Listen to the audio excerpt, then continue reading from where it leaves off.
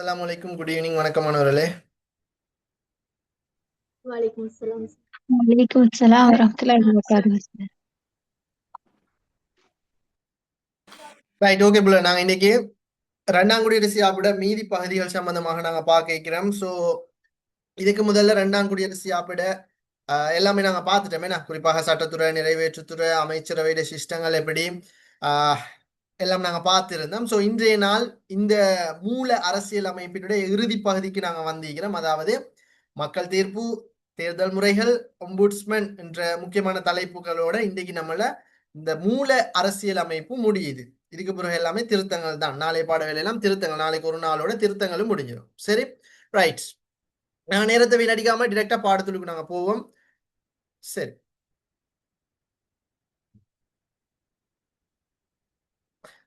தென் அடுத்தது உங்களுக்கு ஒரு சின்ன அறிவித்தல் ஒண்டி. இது என்னடா பிள்ளைகள்,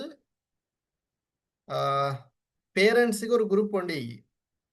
சரி, நான் அதை ஒவ்வொரு குரூப்பா எட் பண்ணி இப்போ பொதுவாக 250 பேர் அளவுல இந்த ஐசியில் இப்போ இந்த கரண்ட்ல வந்து பொலிட்டிக்கல் அண்ட் ஐசி வந்து படிச்சுட்டு இருக்கிறாங்க. 27 பெஜ்ஜு, 26 பெஜ், 27 பெஜ் எல்லாரையும் சேர்த்து 250 பேர் மட்டும் படிக்கிறீங்க. சரி, இப்போ இதுல 27 பெஜ்ஜுக்கு 27 பெஜ்ஜில் பொலிட்டிக்கல் புள்ளைகளை வந்து ஒரு பேரண்ட்ஸ் குரூப்ல எட் பண்ணிக்கிறேன். அப்ப அந்த புள்ளைகள் இப்போ என்ன செய்யணும், அவங்களோட பேரண்ட்ஸ் எட் பண்ணிட்டு அந்த குரூப்ல இருந்து அவங்க லெஃப்ட் ஆகும். இப்போ நடந்து கொண்டிருக்குது. அது முடிய உங்களுக்கு நான் அந்த பேரண்ட்ஸ் குரூப் உங்களோட குரூப்ல போடுவேன். நீங்க அந்த குரூப்ல ஜாயின் ஆகி உங்களோட பேரண்ட்ஸை நீங்க எட் பண்ணிட்டு நீங்க லெஃப்ட் ஆயிடணும். சரி, ஏன்னா கண்ணுங்கருத்துமா பேரண்ட்ஸ் வந்து எப்படி இருக்கிறாங்கன்னு தெரியாது. இப்போ கடந்த காலங்களில் பிள்ளைகள் வந்து படிக்கிறதுக்கு வீட்டில் சப்போர்ட் இல்லை, எதிர்ப்புகள் இருந்த அப்படியெல்லாம் நான் போன முறை நான் அவதானிச்ச ஒரு விஷயம். சரி, அப்ப இந்த முறை அவங்களோட எதிர்காலத்துல அப்படி எந்த ஒரு தடங்களும் இருக்கக்கூடாது. நான் அவங்களோட பேரண்ட்ஸோட இன்ஷா இந்த முறை பேசணும். போன முறை மீட்டிங் போட இல்லாம போயிட்டு அதை தான் நான் ஒரு குறையாக நினைக்கிறேன். சில பிள்ளைகளோட ரிசர்ச் குறைஞ்சதுக்கு அது ஒரு குறையாக நான் பார்க்கிறேன். பேரண்ட்ஸோட என்ன பேச இல்லாம போனது. பேரண்ட்ஸ் கிட்ட பேசி இருந்தா அவங்க புள்ள படிக்குதா இல்லையா, பிள்ளைக்கு சப்போர்ட் பண்ணியிருப்பாங்க, புள்ள படிக்குதா இல்லையான்னு செக் பண்ணிப்பாங்க, போனை உரிய டைமும் கொடுத்திருப்பாங்க. ஸோ இப்படி சின்ன சின்ன மிஸ்டேக்குகள் போன முறை நடந்து. ஸோ அதனால தான் இப்போ இப்படிதான் பிள்ளை 100 பேர் இருக்கிற இடத்துல 60 பேர் பாஸ் ஆயிட்டேன்னு சொல்லி 60 பேரை கொண்டாடி வேலை இல்லை. மீதி 40 பேரை அப்ப என்ன செய்யற? அவங்கள கொண்டாடாம விட்டுறதா? அவங்கள வந்து ஃபெயிலுண்டு முத்திரை குட்டுறதா? அப்படியே இல்லாது. ஏன்னா 60 100 பேர் இருந்தா 100 பேரும் பாஸ் ஆகிறது தான் ஜனநாயகம். அதான் சிறந்தது. 100 பேர் இருந்து 60 பேர் பாஸ் ஆகி 40 பேர் ஃபெயில் ஆகுதுன்றது ஜனநாயகமும் இல்லை, அது ஒரு சிறந்த கல்வி நிலையமும் இல்லை. சரி, அதனால நான் குரூப் போடுவேன். உங்களோட பேரண்ட்ஸை நீங்க எட் பண்ணுங்க. கள்ளத்தனமா அதுல நீங்க ஈக்கிறதோ இல்லாட்டி பேரண்ட்ஸுக்கு பதிலா இப்ப சில பிள்ளைகளுக்கு எப்படின்னா நானா அவாய்ட் பண்ணி விட்டுறேன். நானாவ இல்லாட்டி தம்பி அப்டேட் பண்ணிடுறேன். நானா சப்போர்ட்டே தங்கச்சிகளுக்கு நானா சப்போர்ட். அப்ப என்னதான் நான் அதில் குரூப்ல போட்டாலும் பேரண்ட்ஸுக்கு தெரியும் நானா மறைச்சிருது. சரி, அப்படி இல்லாம அவங்களோட பேரண்ட்ஸை நீங்க எட் பண்ணணும்.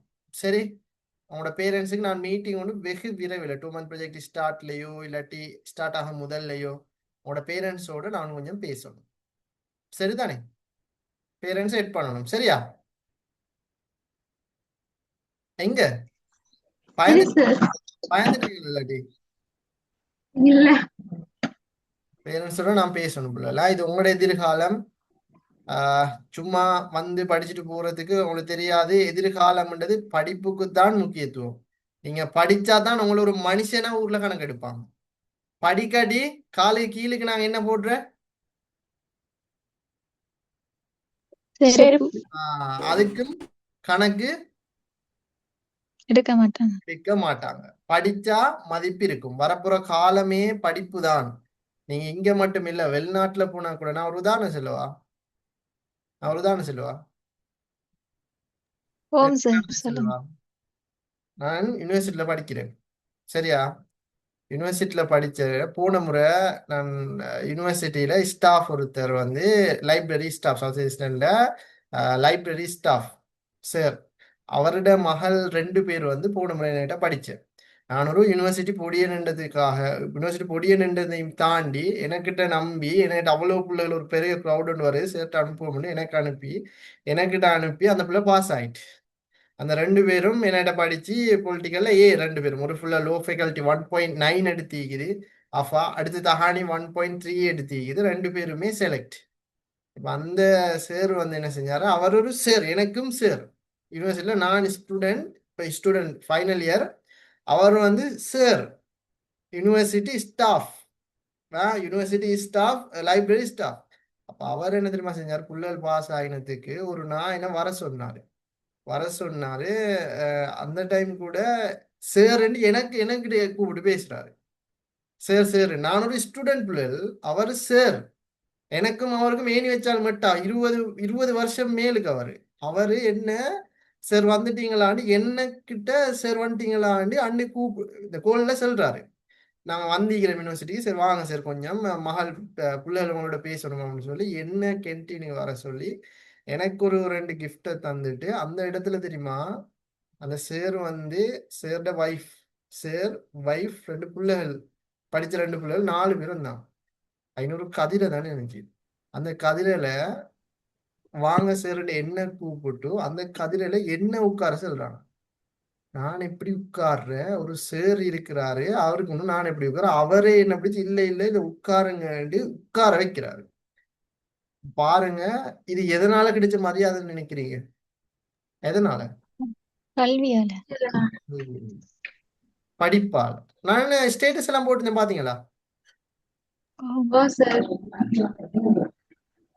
அஷ்ரப் சார். அப்ப பாருங்க, இது எதனால பிள்ளைகள்? நம்மட பெருமையாலையா இல்லாட்டி நாம பெருமை இந்த பந்த காட்டுறதுலையாலையா எதால கிடைக்கிறது மரியாதை சொல்லுங்க பாப்போம். கல்வியால. கல்வியால். அதைத்தான் சொன்னேன், படிச்சா அது எங்க போனாலும் மதிப்பு இருக்கு, டிமாண்ட். படிக்கலையா, காலுக்கு கீழுக்கு போடுறதுல பேர் என்ன? செருப்பு. அதே ஆளும் சிலவங்க என்ன செய்வாங்க, கணக்கெடுப்பாங்க. அதையும் தாண்டி கணக்கெடுக்காட்டி உங்க வேஸ்ட். உங்களோட புள்ளைகளையும் கூட கணக்கெடுக்க மாட்டாங்க.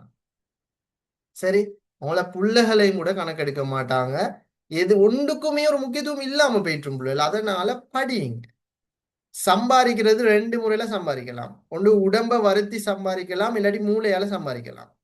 மூளையால சம்பாதிக்கிறதுக்கான வாய்ப்புல தான் நீங்க இப்ப இருக்கிறீங்க. அந்த இடத்துல மூளையால சம்பாதிக்கிறது அது கஷ்டம்னு நீங்க விட்டு போனீங்கடா, என்ன செஞ்சு சம்பாதிக்கணும்? உடம்ப கஷ்டப்படுத்தி. உடம்ப வருத்தி தான் சம்பாதிக்கணும். நம்மட பெற்றார்கள் ஏன் எந்த பெற்றார்களும் உங்களோட எல்லாரோட பெற்றார்களும் உடம்ப வருத்தி தான் என்ன செய்யறாங்க, சம்பாதிக்கிறாங்க. அவங்க உடம்ப வருத்தி சம்பாதிக்கிறதுல கஷ்டம் அவங்களுக்கு தெரியுது. அதனால இந்த முறையில எந்த புள்ள சம்பாதிக்க கூடாதுன்றதுக்காக அவங்க புள்ள புத்தியால சம்பாதிக்கணும் அப்படின்றதுக்காக தான் உங்களை இந்த இடத்துக்கு அனுப்பி வச்சிருக்கிறாங்க. 2 எழுத்தை நீங்க படிச்சு கொள்ளணும்னு சொல்லி. சோ அந்த நம்பிக்கையை காப்பாத்துற ஐடியா இல்லையா உங்களுக்கு? இருக்கு சார். இருக்கு. அப்ப சும்மா இருந்து சரியா? ம். படிக்கணும். சரி, படிக்கணும். இன்னும் கொஞ்ச நாள் தான் நீக்குது. 2 மாசம் 3 மாசம் 100 நாள் குறைஞ்சிட்டே 98 என்ன மாதிரி நாள் நிக்குது? 93. 93 93. 23 நாள் தான். அல்லா, இவ்வளவு டைம் நெருங்கிட்டேனா? படிக்கிறீங்க ஓ தானே? சார். ஓ சார். 3 பாடமும் ஷேப்ல போகணுமே. ஒன்றை மட்டும் படிச்சுட்டு 2 பாடத்தை படிச்சுட்டு ஒரு பாடத்தை விட்டீங்க தெரியும். அப்படி படிக்கிறார்கள் போன முறை அஃப்ரீனை ஞாபகம் வச்சுக்கொள்ளுங்க. அஃப்ரீன ரிசல்ட்ஸ் வந்து போன முறை 2 ஒரு எஸ் 1 பாயிண்ட். அந்த எஸ் வந்து ஒரு சியா பியா மாறி இருந்தா அந்த புள்ள வேற லெவல். மாறி படிக்கணும். பெர்ஃபெக்ட். மண்டல படுதா? ஓ சார். ரைட். ஓகே, சரி புள்ள, நாங்க இப்ப பாடத்துக்கு நாங்க போகணும். சரி,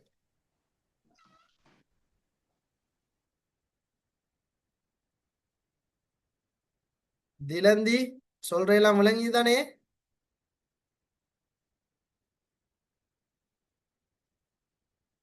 எங்க திலந்திய காண இல்ல.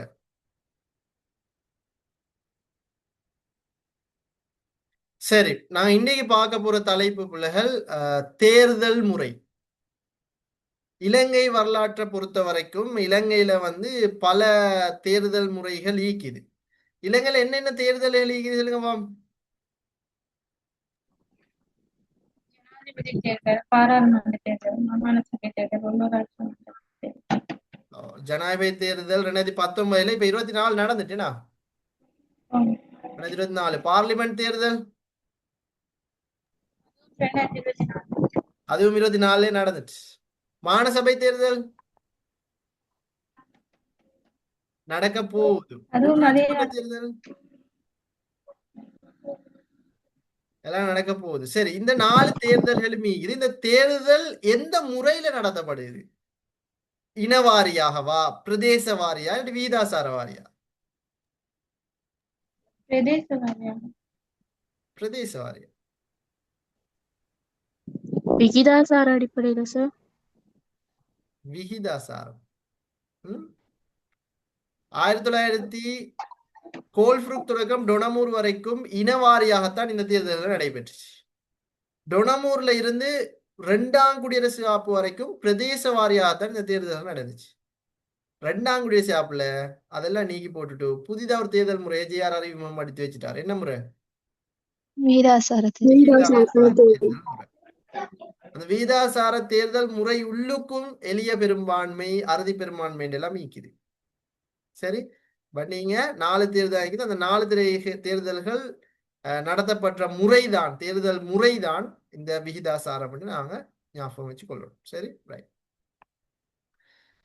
இலங்கையில வந்து பிள்ளைகள் ஜனாதிபதிய பார்லிமெண்ட்டை தெரிவு செய்யறதுக்கு ரெண்டுமே ஒரு தேர்தல் அல்ல, ரெண்டுமே வேறுபட்ட தேர்தல் முறைகள்.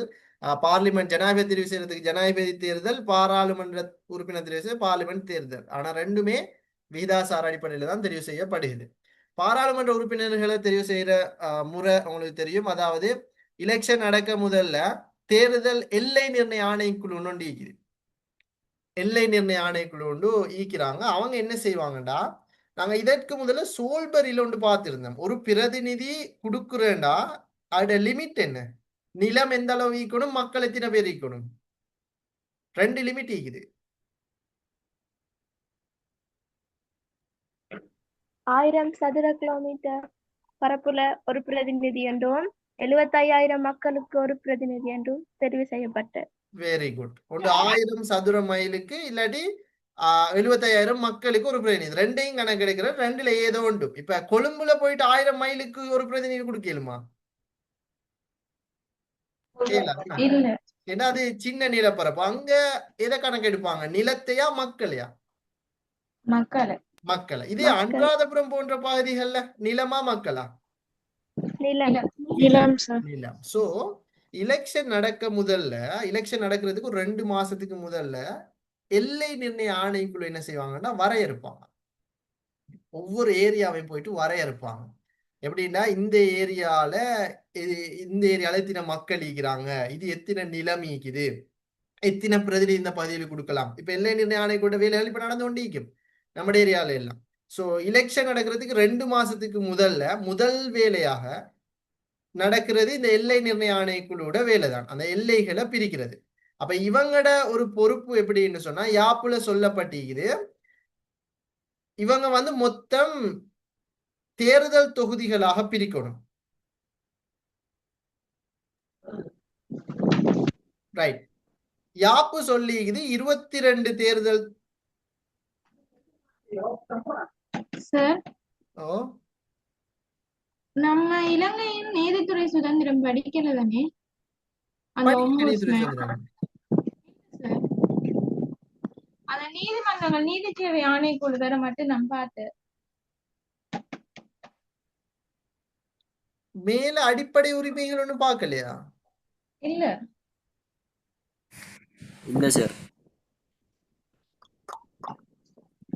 அடிப்படை உரிமையும் பார்க்கல, அடிப்படை உரிமை பாதுகாப்பு வழிமுறை அது ஒன்றும் பார்க்கல. அப்படியா? ஓ அதுக்கு மேலுக்கு இருக்கிற எல்லாம் பார்த்துட்டோமா? ஓ நீதி சேவை ஆணைக்குழு வேற பார்த்தேன். நீதித்துறை சுதந்திரம் எல்லாம் பார்த்துட்டு இருந்தானே. இல்ல அதுல நான் இப்ப பார்க்க வேண்டியது அதான். சரி சரி, ஓகே. நாங்க இத பார்த்துட்டு நாங்க அதுக்கு போமே. ஓகே தானே? அவசரம் இல்லையே?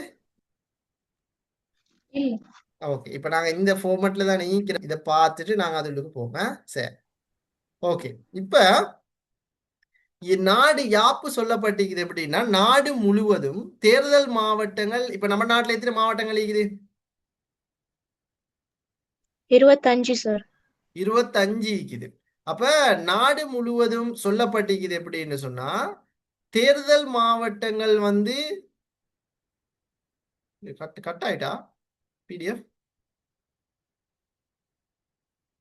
ஆம் சார். Right, okay.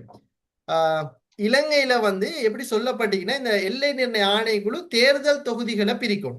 அந்த தேர்தல் தொகுதி பிரிக்கிற டைம்ல யாப்பு சொல்லிக்குது, இலங்கையில வந்து மாவட்டங்கள் 25. அப்ப தேர்தல் மாவட்டங்களாக கணிப்பிடணும் எப்படின்னா 20க்கு குறையக்கூடாது, 24க்கு மேற்படக்கூடாது அப்படின்னு யாப்பு சொல்லிக்குது. பட் நம்ம நாட்டுல 25 மாவட்டங்கள் இருக்குது. அப்ப எப்படி 20க்கு குறையாமலும் 24க்கு மேற்படாமலும் மாத்துறேன்? எப்படி மாத்துறேன்? எப்படி மாத்துறேன்?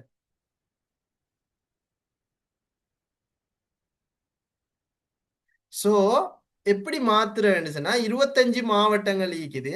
இப்ப அதுக்கு தான் தேர்தல் நிர்ணய ஆணைக்குழு என்ன செஞ்சாங்கண்டா 25 மாவட்டங்களை 22 தேர்தல் மாவட்டங்களாக உருவாக்கினான். அப்ப அதுல ஏதோ ஒரு மாவட்டங்கள் இல்லாம போய்த்திக்குதானே, அது எதுண்டா வட மாகாணத்துல இருக்கிற வவுனியா, மன்னார், முல்லைத்தீவு இந்த நிர்வாக மாவட்டங்கள் மூணையும் இணைச்சு வன்னி தேர்தல் மாவட்டம்னு சொன்னாங்க. அப்ப ஐன வந்து அந்த மூணும் ஒண்டா மாறிட்டு அப்படித்தானே, 3 டிஸ்ட்ரிக்ட் ஒரு தேர்தல் தொகுதியா மாறிட்டு. சரியா பிள்ளை? தென் வன்னி தேர்தல் தொகுதின்னு எலெக்ஷன் எல்லாம் போடுவாங்க. அப்ப அது வன்னின்றது வந்து மன்னார்ட மட்டுமா? இல்ல சார். மன்னார், வவுனியாவோட வவுனியா, முல்லைத்தீவு சேர்த்து. முல்லைத்தீவு இந்த மூணையும் இணைச்சதுதான் வன்னி தேர்தல் தொகுதி. அதே மாதிரி யாழ்ப்பாண தேர்தல் தொகுதின்னா அங்க யாழ்ப்பாணம் மட்டுமல்ல, கிளிநொச்சியும் வரும். யாழ்ப்பாணம், கிளிநொச்சி இந்த ரெண்டையும் சேர்த்து யாழ்ப்பாண தேர்தல் தொகுதினாங்க. மன்னார், வவுனியா, முல்லைத்தீவு இந்த மூணையும் சேர்த்து வன்னி தேர்தல் தொகுதினாங்க. அப்ப மொத்தம் 5 மாவட்டங்கள் 2ஆ கணக்கிட்டு இருக்கிறாங்க. அப்ப ஆல்ரெடி 25 என்று இருந்தது 5 இருக்க போய்த்தானே, இப்ப 5 தான் 2ன்னு மாத்தினாங்களே. அப்ப எத்தனை வரும் டோட்டல்? 20ம் 2ம் எத்தனை? 22 சார். 22. 22 தேர்தல். எனவே இலங்கையில வந்து ஜெனரல் நாலேஜுக்கு வரும். இலங்கையில காணப்படுற தேர்தல் மாவட்டங்கள் அல்லது தேர்தல் தொகுதிகள் எத்தனைன்னு கேட்டா ஆன்சரை நீங்க என்ன அடிப்பீங்க? 25 அடிப்பீங்க. 5ஆம் ஆண்டு புள்ள மாதிரி. ஏன்னா நாட்டுல 22 மாவட்டம் 25 அடிச்சுட்டு வார. தேர்தல் மாவட்டம் அல்லது நிர்வாக மாவட்டம் அல்லது தேர்தல் தொகுதின்னு கேட்டா எத்தனை வரும்? 22. 22. ரைட். சில வேளைகள்ல எக்ஸாம் இப்படி ஒரு கேள்வி வந்தில்ல. வன்னி தேர்தல் தொகுதியில் உள்ளடங்கும் 3 மாவட்டங்களை குறிப்பிடுக. 3ல் 2 மாவட்டங்களை குறிப்பிடுகிறா மாத்திக்கொள்ள கூடாது. அங்க யாழ்ப்பாணத்துல அடிச்சுட்டு வாரல்ல, எதை அடிக்கணும்? மன்னார், மன்னார், வவுனியா, முல்லைத்தீவு. சரி, இந்த மன்னார், வவுனியா, முல்லைத்தீவுல இருக்கிற பிள்ளைகளுக்கு அது ஈஸி. யாரும் மீக்கிறீங்களா அங்க ஏரியால? ஈக்குதே, வவுனியா பிள்ளைகள் ஈக்கிறாங்களே, முல்லைத்தீவு இல்ல. சம்பளம் எங்க? வவுனியாவா மன்னாரா? வவுனியா. மன்னார் யாரும் இல்லையா? மன்னார், முல்லைத்தீவு போன பெஸ்ட்ல இருந்தாங்க. இந்த பெஸ்ட்ல இல்ல, குறை. அந்த போன்ல படிக்கிற விதம் கொஞ்சம் குறைவாங்க. ஓகே, சரி. அப்ப நீங்க இத தெளிவாக ஞாபகம் வச்சுக்கொள்ளணும். ரைட். இப்ப இதுல இலங்கையில வந்து எப்படின்னு சொன்னா, இலங்கையில வந்து பாராளுமன்றத்துக்கு தெரிவு செய்யப்பட்ட பிரதிநிதிகளோட எண்ணிக்கை ஆரம்பத்துல மூல அரசியல் அமைப்புல 196 தான் சொல்லப்பட்டது. ஆனா அதுக்கு பிறகு ஒரு திருத்தம் கொண்டு வந்து, அதாவது 14ஆம் திருத்தம் சொல்லுவோம். அந்த 14ஆம் திருத்தம் கொண்டு வந்து பாராளுமன்ற உறுப்பினர் எண்ணிக்கை 225 மாத்திட்டாங்க. எனவே 225 மாத்திட்டாங்க. அப்ப ஆரம்பத்துல 196 தான், பிறகுதான் அது 225 மாறி. ரைட். இதுல 196 பேர் மக்களோட வாக்குகளினால நேரடியாக தெரிவு செய்யப்படுவாங்க. மீதி 29 பேரும் தேசிய பட்டியலால தெரிவு செய்யப்படுவாங்க. அது முக்கியமானது. அதே மாதிரி இலங்கையில வந்து அந்த தேர்தல் வரையறை ஆணைக்குள்ளே தானே, அது வந்து பக்கச்சார்பாக வந்துடக்கூடாதுன்றதுக்காக அவங்க என்ன செஞ்சிருவாங்கன்னா 36 சீட்ஸை வந்து மாகாணங்களுக்கு தேர்தல் நடக்க முதலே ஒதுக்கிடுவாங்க. அப்படின்னா இப்ப ஃபார் எக்ஸாம்பிளுக்கு 196 சீட் இருக்குது பார்லிமெண்ட்ல. இவங்க வந்து 36 ஒதுக்கலண்டா என்ன செஞ்சிருவாங்கன்னா கொழும்புக்கே ஒரு 15-20 சீட் பெய்த்திரும். அதனால தேர்தல் வரையறை ஆணைக்குழு, எல்லை நிர்ணய ஆணைக்குழு இருக்குது, அவங்க வந்து 36 சீட்ஸை வந்து ஒதுக்கிடுவாங்க 9 மாகாணத்துக்கு. அப்படின்னா 4-4 வரும். ரைட், 4-4 வரும். இப்ப 4-4 வந்தா இப்ப வடமத்திய மாகாணம் என்று சொன்னா 2 டிஸ்ட்ரிக்ட் தானே இருக்குது. அப்ப அன்றாபுரத்துக்கு 2, பொலனரைக்கு 2 வரும். இதே மத்திய மாகாணம் வந்தா அங்க 3 டிஸ்ட்ரிக்ட். அப்ப அந்த 4 எப்படி போகும்? 4 எப்படி போகும்?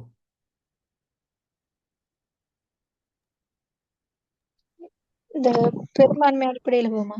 Very good. பெரும்பான்மை அடிப்படையில போகும். மாத்தல நுவரெலியா கொஞ்சம் சனத்தொகை குறைவு, அங்க 1 கொடுத்துட்டு கெண்டிக்கு எத்தனை கொடுப்பாங்க? அப்ப 2 கொடுப்பாங்க. 2 கொடுப்பாங்க. அப்படி கொடுப்பாங்க. அப்ப 4-4 பிரிச்சு கொடுத்துட்டா எப்படியுமே எலெக்ஷன்ல ஒரு மாகாணத்துக்கு 4 போய்த்தான் ஆகும். அப்படித்தானே பிள்ளைகள்? எலெக்ஷன் நடந்தா எலெக்ஷன் வந்ததுக்கு பிறகு ரிசல்ட்ஸ் வந்ததுக்கு பிறகு எப்படியுமே ஒரு மாநிலத்துக்கு 4 பேர் வந்துதான் ஆகும். ஒருவேளை எல்லை நிர்ணய ஆணைக்குழு இந்த 4-4 பிரிச்சு கொடுக்கலண்டா, வரையறுத்து வைக்கலண்டா, சில மாகாணங்களுக்கு ஆட்கள் வைத்துருவாங்க, சில மாகாணங்களை ஆட்கள் கிடைக்காமலே வைத்திரும். அதனால அப்படி ஒரு பாதகமும் வந்துடக்கூடாதுக்காக தான் எல்லை நிர்ணய ஆணைக்குழு 9 மாகாணங்களுக்கு 4-4 சொல்லி பிரிச்சு கொடுத்துக்கிறாங்க. எலெக்ஷன் நடக்கும் போதுல அதை பிரிச்சிருவாங்க. எலெக்ஷன் நடந்ததுக்கு பிறகுதான் அந்த சீட்ஸுக்குரிய ஆள் யாருன்றது தெரியும். ரைட், அப்ப அதை நாங்க தெளிவா விளங்கி வச்சுக்கொள்ளணும். ரைட், அப்ப இது மிக முக்கியமானது. அப்ப இதுல ஒருத்தருக்கு ஒரு வாக்கு தான், ஒருத்தருக்கு ஒரு வாக்கு தான் கிடைக்கும். அதை தாண்டி 2 வாக்கெல்லாம் யூஸ் பண்ண இயலாது. ஆனாலும் இலங்கை வரலாற்றுல மேலதிகமாக 3 வாக்கு அளிக்கிற வாய்ப்பை தந்திக்கிறாங்க. ஏன்னா விருப்பு வாக்கு 2ஆம் விருப்பு வாக்கு, 3ஆம் விருப்பு வாக்குன்னு சொல்லி 3 பேருக்கு விருப்பு வாக்கு அளிக்கலாம், 3 பேருக்கு மேற்பட இயலாது. அப்ப அது முக்கியமானது. அதே மாதிரி இப்படி தேர்தல் நடக்கிற சந்தர்ப்பத்துல தேர்தல் ஃபெஸ்டுக்கு எல்லை நிர்ணய ஆணைக்குழு எல்லாரும் இந்த வேர்ட் ஃபைலாவதான் நீங்க பாப்போம்.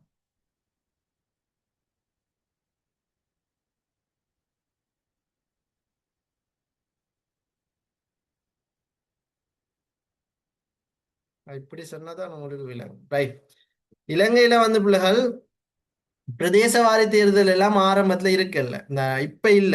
பிரதேசவாரி தேர்தல் எந்த காலம் தொடக்கம் எந்த டைம் வரைக்கும் இருந்துச்சு சொல்லுங்க பாப்போம்.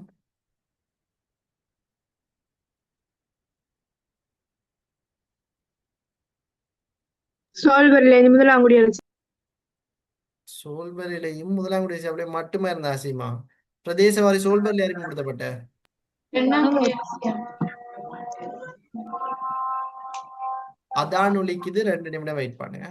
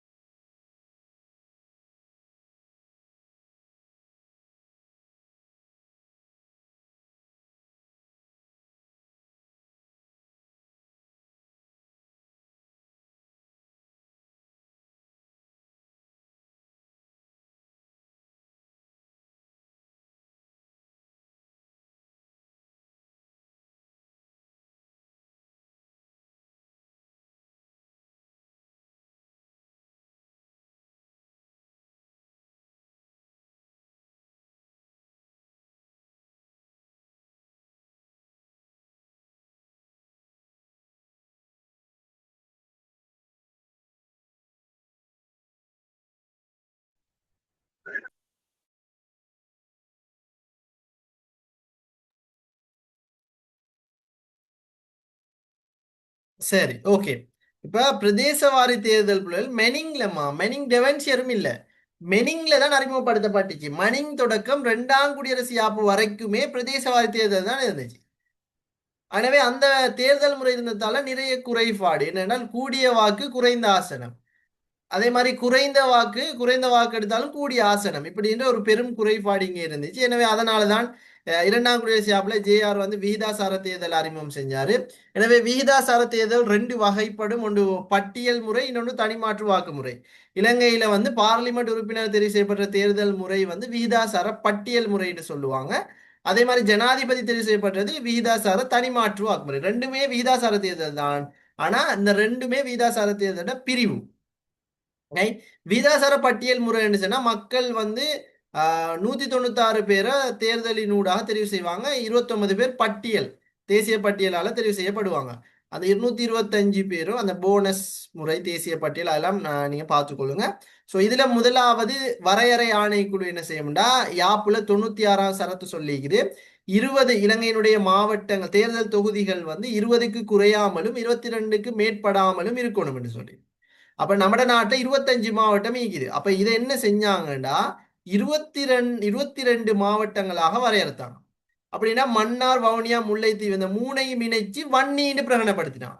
யாழ்ப்பாணம், கிளிநொச்சி ரெண்டையுமே இணைச்சு யாழ் மாவட்டம் என்று சொன்னாங்க. அப்ப பாருங்க, மொத்தம் 3 டிஸ்ட்ரிக்ட் வந்து ஒரு டிஸ்ட்ரிக்டாக மாறுது. இங்க கீழே கீழக்கூடிய 2 டிஸ்ட்ரிக்ட் ஒரு டிஸ்ட்ரிக்டாக மாறுது. தென் 22 மாவட்டங்கள். இது வரையறை ஆணைக்குழுவோட வேலை வந்து இதுதான்.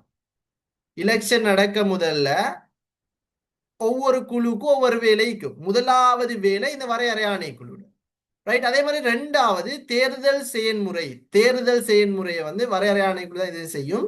தேர்தல் செயன்முறை எப்படி நடக்கும்னு சொன்னா 196 ஒரு மாகாணத்துக்கு 4 சீட்ஸ் அடிப்படையில என்ன செய்வாங்கடா, 9 மாகாணத்துக்கும் 4ன்னு 36 ஆசனங்களை ஒதுக்கீடு செய்வாங்க.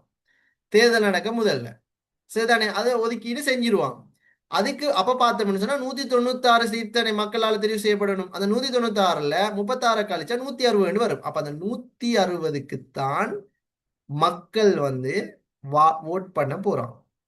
22 மாவட்டங்கள்ல பதிவு செய்யப்பட்ட மொத்த வாக்கு இப்ப 2014ஆம் ஆண்டு ஒரு லிஸ்ட் எடுத்து பார்த்தா எத்தனைன்னு நாங்க பார்த்தோம்னு சொன்னா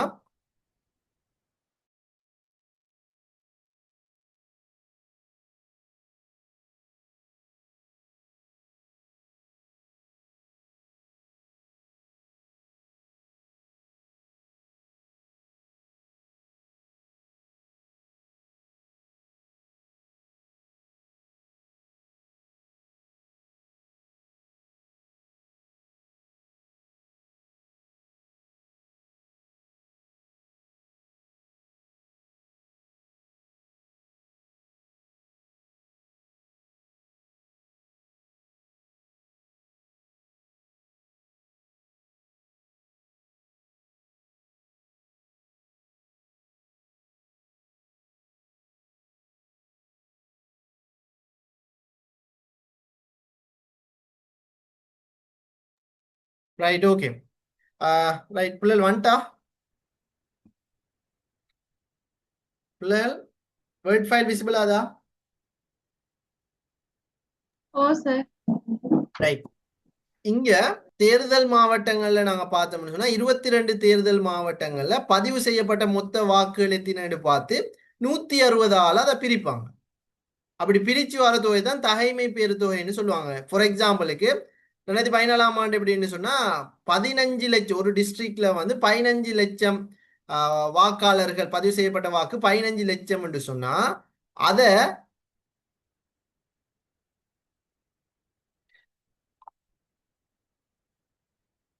94,000ல இருந்து பிரிச்சு பார்த்தா ஒரு தொகை வரும்.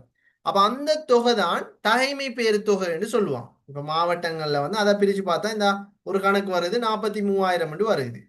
அதை 94,000 பிரிச்சு பார்த்தா இப்படி அதை பிரிச்சு 4 ஆசனம் அப்படின்னு சொல்லி கொடுப்பாங்க. போல இது வந்து உங்களுக்கு கணக்கு சம்பந்தப்பட்ட இதெல்லாம் தேவையில்லை, எக்ஸாமுக்கு கேட்க மாட்டாங்க.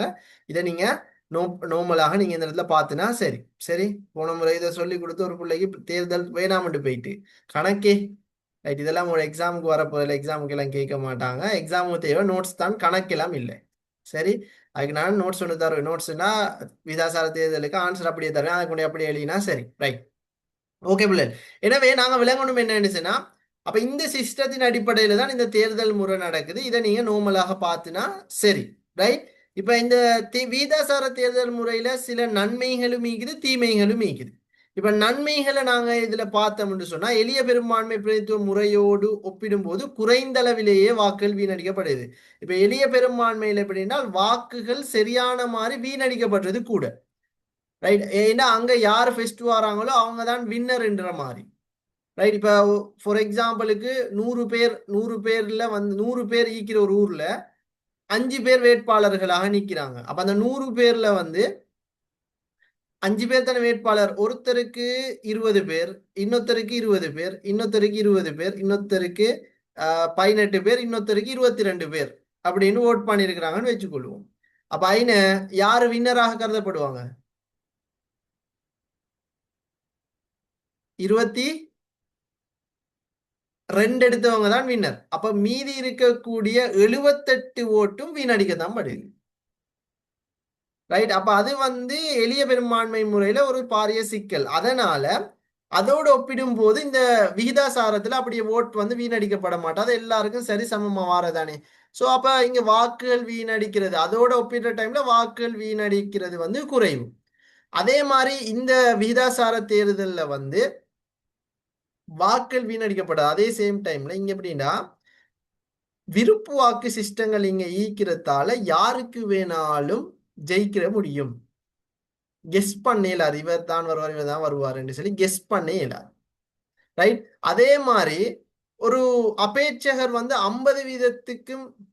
50 வீதமான உதவியினை பெற்றாலும் கூட தனிக்கட்சி பெரும்பான்மை ஒன்றை அரசாங்கம் ஒன்றை ஏற்படுத்த இயலாது, ரைட். தனிக்கட்சி பெரும்பான்மை ஒன்று இங்க ஆட்சியை பிடிக்க இயலாது. ஒன்று பிடிச்சா ஏன்னா ஈஸி வேலையில் விகிதாசார முறையில வந்து எல்லா ஓட்டுமே பிரிஞ்சு பிரிஞ்சு போகும்.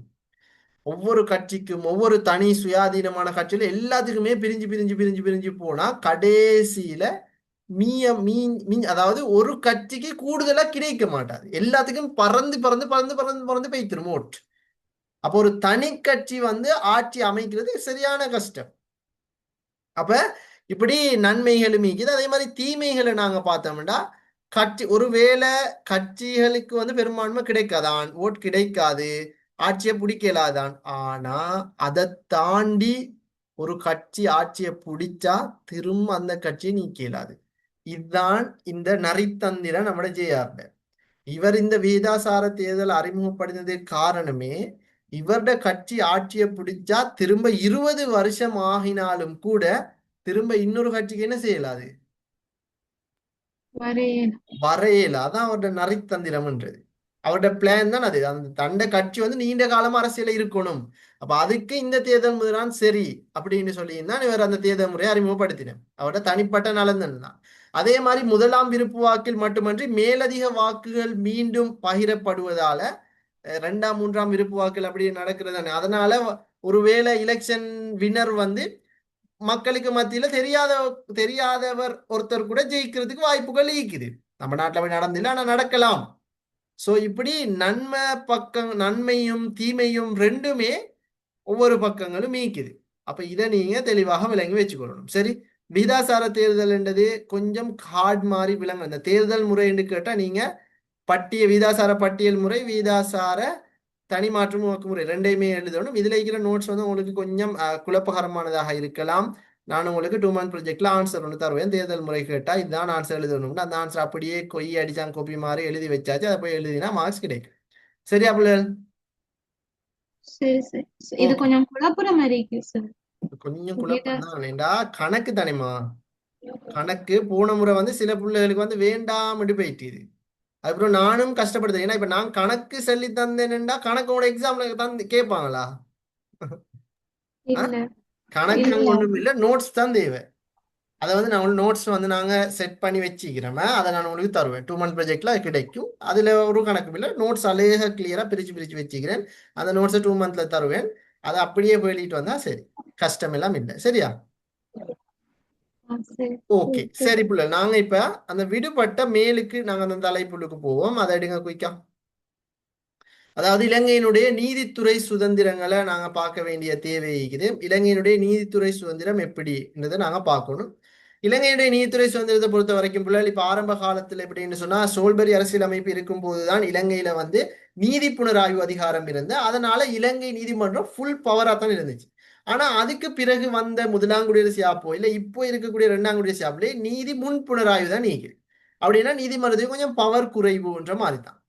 சரி, அப்ப இதுல நாங்க பார்க்கணும் என்னன்னா நீதியை நிர்வகிப்பதற்கு இந்த நீதித்துறை சுதந்திரம் இருந்தா சட்டவாட்சி தத்துவங்களை நிலைநிறுத்திடும். சட்டத்தின் மூலம்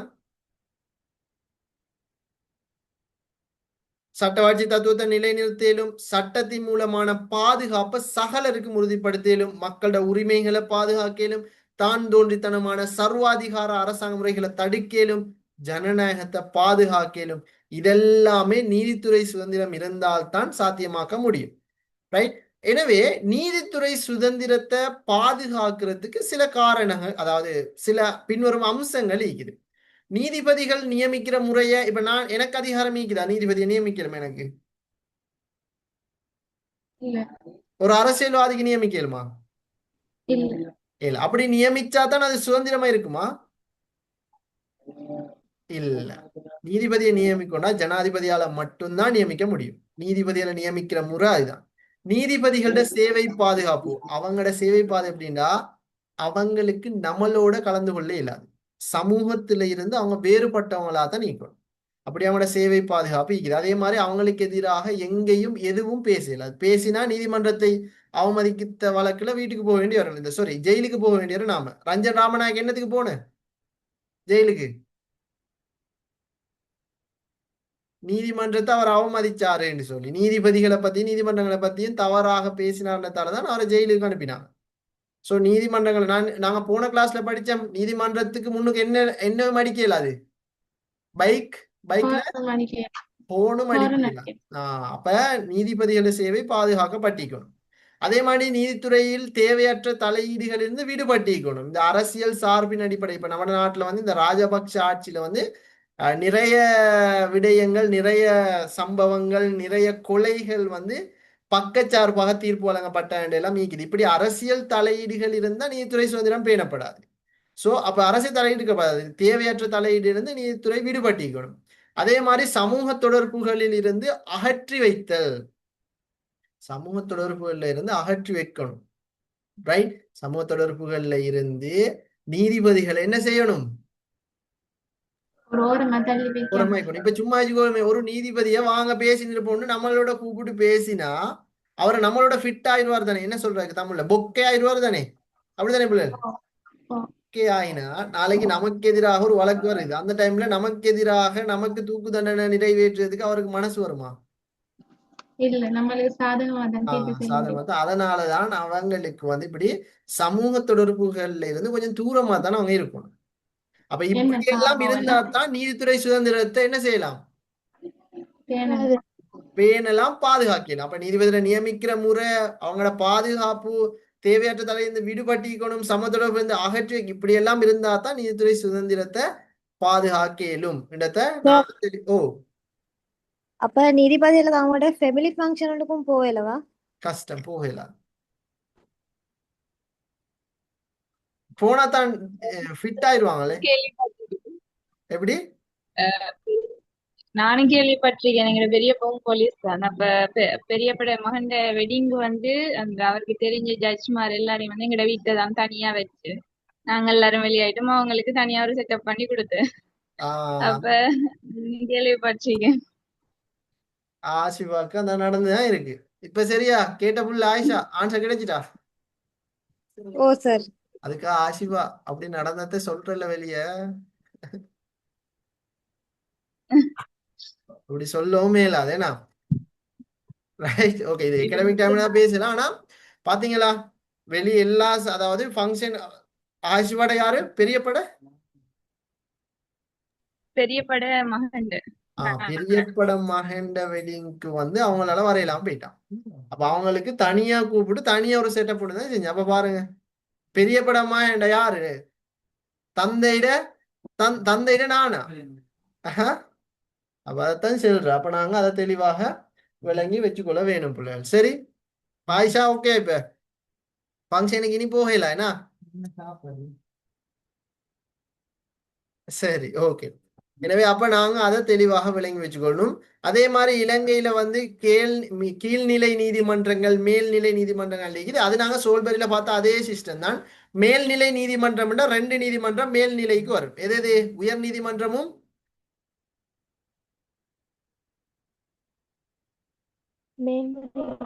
மேன்முறையீட்டு நீதிமன்றம். இந்த ரெண்டுமே மேல்நிலை நீதிமன்றங்கள், அதிகாரம் கூடின நீதிமன்றங்கள். கீழ்நிலை நீதிமன்றங்களுக்குள்ளுக்கு மாகாண நீதிமன்றம், அதாவது ஹைகோர்ட், மேல் நீதிமன்றம், மாவட்ட நீதிமன்றம், நீதவான் நீதிமன்றம், காதி நீதிமன்றம், குடும்ப நீதிமன்றம், இப்படி எல்லாம் அதுக்கு தான் வரும். சோ மேல்நிலை நீதிமன்றங்கள் 2 தான் நீக்குது, கீழ்நிலை நீதிமன்றம் பல நீக்குது. நான் இதுக்கு மேல ஒரு PDF ஒன்று போட்டேன் தானே, மறந்துட்டீங்களா? ஞாபகம் ஈக்கணும் புள்ளல. சரி, ஓகே. அதே மாதிரி நீதிபதிகளோட, உயர் நீதிமன்ற நீதியரசர்களோட வயது, ஓய்வு பெறும் வயது வந்து 65, ரைட்? அதே மாதிரி மேன்முறையீட்டு நீதிபதிகளோட ஓய்வு பெறும் வயதுல 62. அதே மாதிரி இவங்களை பதவி நீக்கிறேன்னா ஜனாதிபதிக்கு எதிராக என்ன பிரேரணை கொண்டு வரப்படுமோ அதே பிரேரணை தான் இவங்களுக்கு எதிராக கொண்டு வந்து பதவி நீக்கப்படணும். இதுக்கு முதல்ல ஒருத்தர தவறாக பதவி நீக்கிறேன்னு நாங்க பார்த்திருந்தோம் இலங்கை வரலாற்றுல. யார? சிராடி பண்டாரநாயக்க. சிராணி சிராணி பண்டாரநாயக்க. பண்டாரநாயக்க, ரைட்? அப்ப அதை நாங்க தெளிவாக விளங்கி வச்சுக்கொள்ளணும். அதே மாதிரி பிள்ளைகள் நீதிபதியோட நியமனம், பதவி நீக்கம், ஒழுக்காற்று கட்டுப்பாடு, பதவி உயர்வு என்பன நீதி சேவை ஆணைக்குழு கையில தான் நீக்குது. அவங்களோட பதவி உயர்வுகளை, ஒழுக்க விஷயங்களை பார்க்கறதெல்லாம் நீதி சேவை ஆணைக்குழு தான் டீல் பண்ணும். அதே மாதிரி ஆணைக்குழுட, நீதி சேவை ஆணைக்குழுல தலையிட்டா சோல்பரியில 2 தண்டனை கொடுத்தாங்க. என்ன தண்டனை? 1000 ரூபாய் அபராதமும் ஒரு வருட சிறை தூக்கு தண்டனையும். தண்டனை. 1 வருட கடவுளே சிறை தண்டனை. அன்றைக்கு 1000 ரூபாண்டா இன்றைக்கு 1 கோடிக்கு சமன். அன்றைக்கு 1 வருடம் என்று சொன்னா இன்னைக்கு ஆயுள் தண்டனைக்கு சமன். நீதித்துறை விஷயங்கள்ல தலையிட இயலாது, ரைட்? சோ அப்ப நாங்க அதையும் விளங்கி வச்சுக்கோங்க. தண்டனைக்குரிய குற்றம், நீதித்துறை விஷயங்கள்ல தலையிட இயலாது. நீதித்துறை ஆனாலும் சில இப்ப நம்ம நாட்டுல அண்மையில நடந்த தலையிட இயலாதுதான். ஆனா நம்ம நாட்டுல சில நடந்த கசப்பான சம்பவங்கள், ஏன்னா இப்ப ராஜபக்ச ஆட்சியிலையும் கூட நிறைய விடயங்கள் வந்து சார்பாக நடந்த என்று சொல்லி பாருங்க. ஜனாதிபதி மஹிந்த ராஜபக்ச வந்து ஷிராணி பண்டாரநாயக்க ஒரு முறை பதவி நீக்கி இருந்தான். நல்ல முறையில் அவ செயற்பட்டிருந்தான். ஆனா அவ வந்து அதிகாரத்தை துஷ்பிரயோகம் செஞ்சேன்னு சொல்லி அவ மீது பொய் அவர் குற்றம் சுமத்தி அவ வந்து பதவி நீக்கம் செஞ்சிருந்தான். அப்ப இது நீதித்துறையில வந்து அரசியல் தலையீடு இருக்க போய் தானே அப்படி செஞ்ச, அப்படித்தானே பிள்ளை? ஓ அதே மாதிரி மைத்ரிபால சிறிசேன, ஒரு நாட்டு ஜனாதிபதி நீதியரசர் முன்னிலையில தான் சத்திய பிரமாணம் செய்யணும், ரைட்?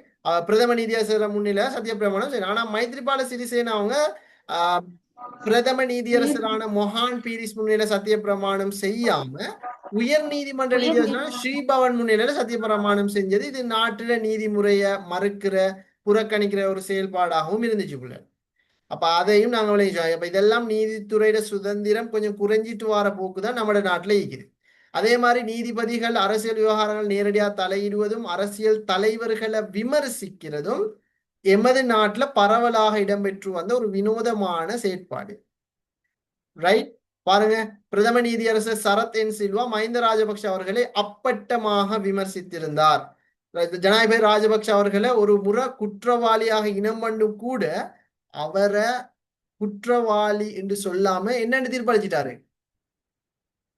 நிரபராதின்னு தீர்ப்பளிச்சிட்டாரு. அப்ப இது பிழைன்னு சொல்லி கிட்டத்தட்ட ஒரு 2 வருஷத்துக்கு பிறகு நீதிபதி வந்து சொல்றாரு, நான் தப்பு செஞ்சுட்டேன். சதாம் ஹுசைனுக்கு தீர்ப்பு வழங்கினார் ஒரு நீதிபதி. சதாம் ஹுசைன் இந்த நாடு பிள்ளல் கேள்விப்பட்டீங்க? சதாம் ஹுசைன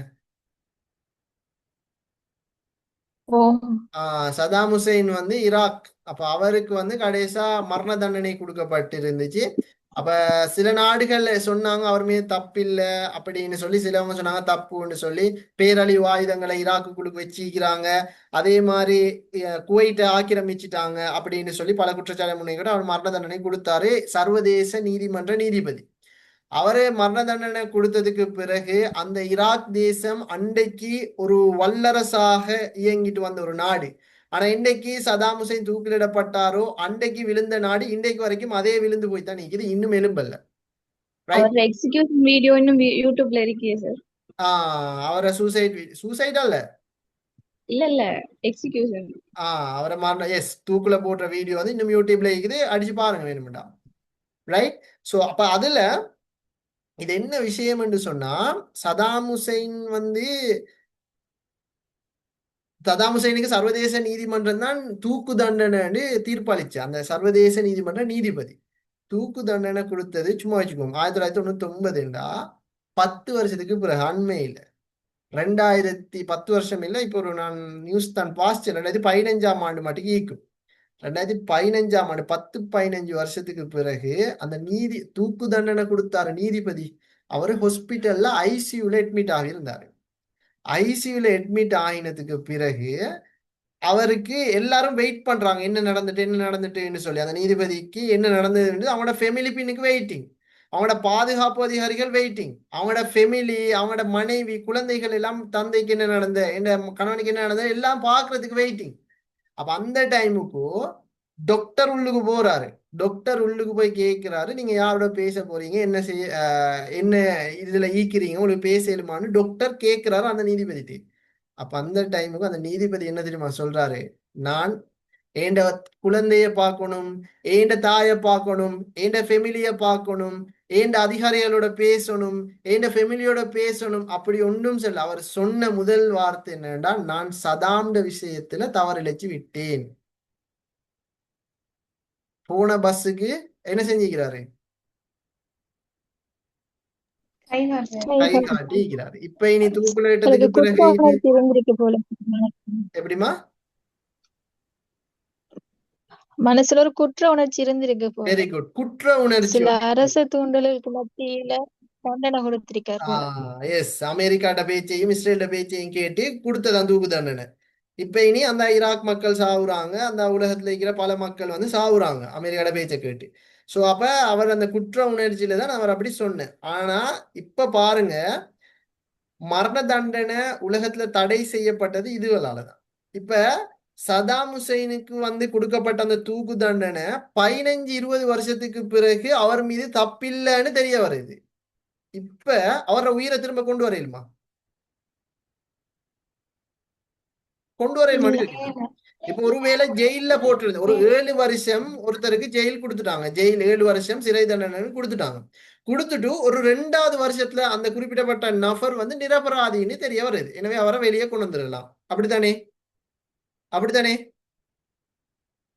அப்படித்தானே பிள்ளைகள்?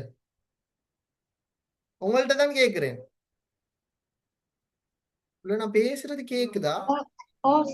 பேசாம இருக்கிறீங்க. ஒருத்தருக்கு குற்றவாளி ஒருத்தருக்கு 7 வருஷம் சிறை தண்டனை நீதிமன்றத்தால விதிக்கப்படுதுன்னு வச்சுக்கொள்வோம். இப்ப அவர் சிறையில ஈக்கிறார்.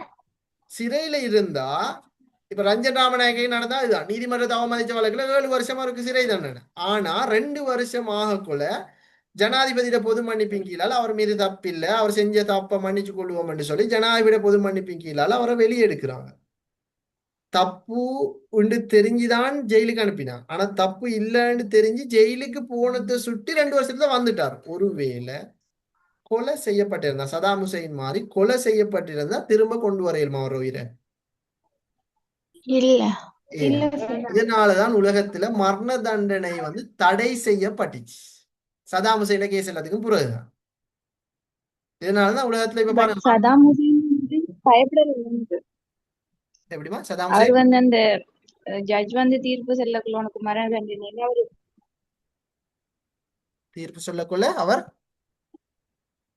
ஜட்ஜ் வந்து அவருக்கு அந்த தீர்ப்பு சொல்லும் அவர் வந்து பயப்படல தானே, அவர் ஒரு சிரிப்போட தானே அதை வந்து எடுத்துக்கிட்டாரு. நான் பார்த்தேன். அவர் ஒன்றுக்குமே பயப்படல. தூக்கு கயிறை மாட்டு, அதாவது அவரை விசாரணை கூண்டுல அமர்த்தினது தொடக்கம், அவரை விசாரிக்கிறது தொடக்கம், அவரை தூக்கு கயிறுல கொண்டு நிறுத்தும் வரைக்கும் ஒரு அழுகையோ ஒரு கவலையோ இல்லை. அவர் கெத்தானுண்டாரு. அதோட வீரத்தை தான் பறைசாற்றுற வீரம், அவருடைய வீரத்தை தான் பறைசாற்றுற. சரி, அப்ப அதை நாங்க விளங்கி வச்சுக்கொள்ளணும். தூக்கு தண்டனை நம்ம நாட்டுல தூக்கு தண்டனை கொடுத்தாரு, மன்னரை கொடுத்தாங்க. 1976 தான் நம்ம நாட்டுல கடைசியா தூக்கு தண்டனை கொடுக்கப்பட்ட. அதுக்கு பிறகு தூக்கு தண்டனை கொடுக்கப்படல. நம்ம நாட்டிலையும் தடை.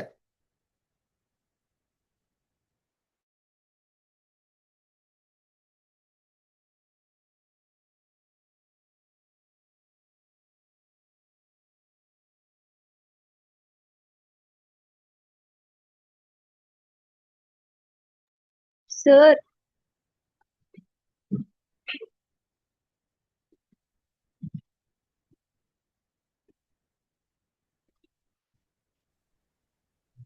ஓகே புள்ளல், சரி. தென் மரண தண்டனை செய்தி இதுதான், ரைட். பாடத்துக்கு வாங்களே. சார் ஓ, கேளுங்க. ஓ, இப்ப ரீசெண்டா வந்து அந்த வித்யான்னு சொல்லி ஒரு கேர்ள்ற கேஸ்ல வந்து மரண தண்டனை கொடுத்திருக்கேன்ற மாதிரி ஓ, ஓ, ஓ. ஸ்ரீலங்கா. அது என்ன சார் அது? அப்டேட்ல சரியான இன்ட்ரெஸ்டா தான் இருக்கிறீங்க. ஏன்னா இப்ப பிள்ளைகள் இப்ப இப்படித்தான் வித்யாட கேஸ் வந்து அது பெரும் கேஸ். ஒரு தாய் வந்து மகள் எந்த நிலையில பார்க்க கூடாதோ, ஒரு நானா தன்னை தங்கச்சி எந்த நிலையில பார்க்க கூடாதோ அந்த நிலையில தான் தாயும் நாணவும் பார்த்தது. சரி, அதாவது அது ஒரு வித்தியாசமான முறையில கற்பில 7 பேர் சேர்ந்து ஒரு பெண்ணை கூட்டு வன்புணர்வு, கூட்டு பாலியல் செஞ்ச ஒரு கேஸ் தான் அது. அப்ப அந்த கேஸ் செய்யற அந்த நடந்துக்கிற டைம்ல நாங்களும் அதை பார்த்துட்டு இருந்தேன் என்ன சொன்னா, நியூஸ் இதுகளை நாங்க பார்த்துட்டு தான் இருந்தேன். அப்ப அந்த டைம் வந்து எப்படின்னு சொன்னா 7 பேரும் வந்து பிளான் பண்ணி, அது வந்து ஸ்கூல் ஃபெஸ்ட் நாள் ஸ்கூல் போய்த்திக்குது அந்த புள்ள. அந்த டைமுக்கு 3-4 பேர் சேர்ந்து பார்த்திக்கிறாங்க இந்த புள்ள இப்படி நல்லம் அப்படின்னு சொல்லி. திரும்ப 2வது நாள் அந்த 7 பேரும் சேர்ந்து அந்த புள்ளைய கடத்தி கூட்டு வன்புணர்வு செஞ்சு கொலை செஞ்சும் போட்டாங்க. இப்ப இதுல 7 பேரையும் ஜெயில போட்டுட்டாங்க. ஜெயில போட்டா இப்ப அவங்களுக்கு என்ன தண்டனை கொடுக்குற இடத்துல நீதிபதிகளும் நீதிமன்றங்களும் இவ்வளவு நாளும் கேஸை இழுத்து தான் வந்து. அப்ப அந்த டைமுக்கு அறிவிச்சாங்க, நீ வித்யாவுடைய கொலைகள் வித்யா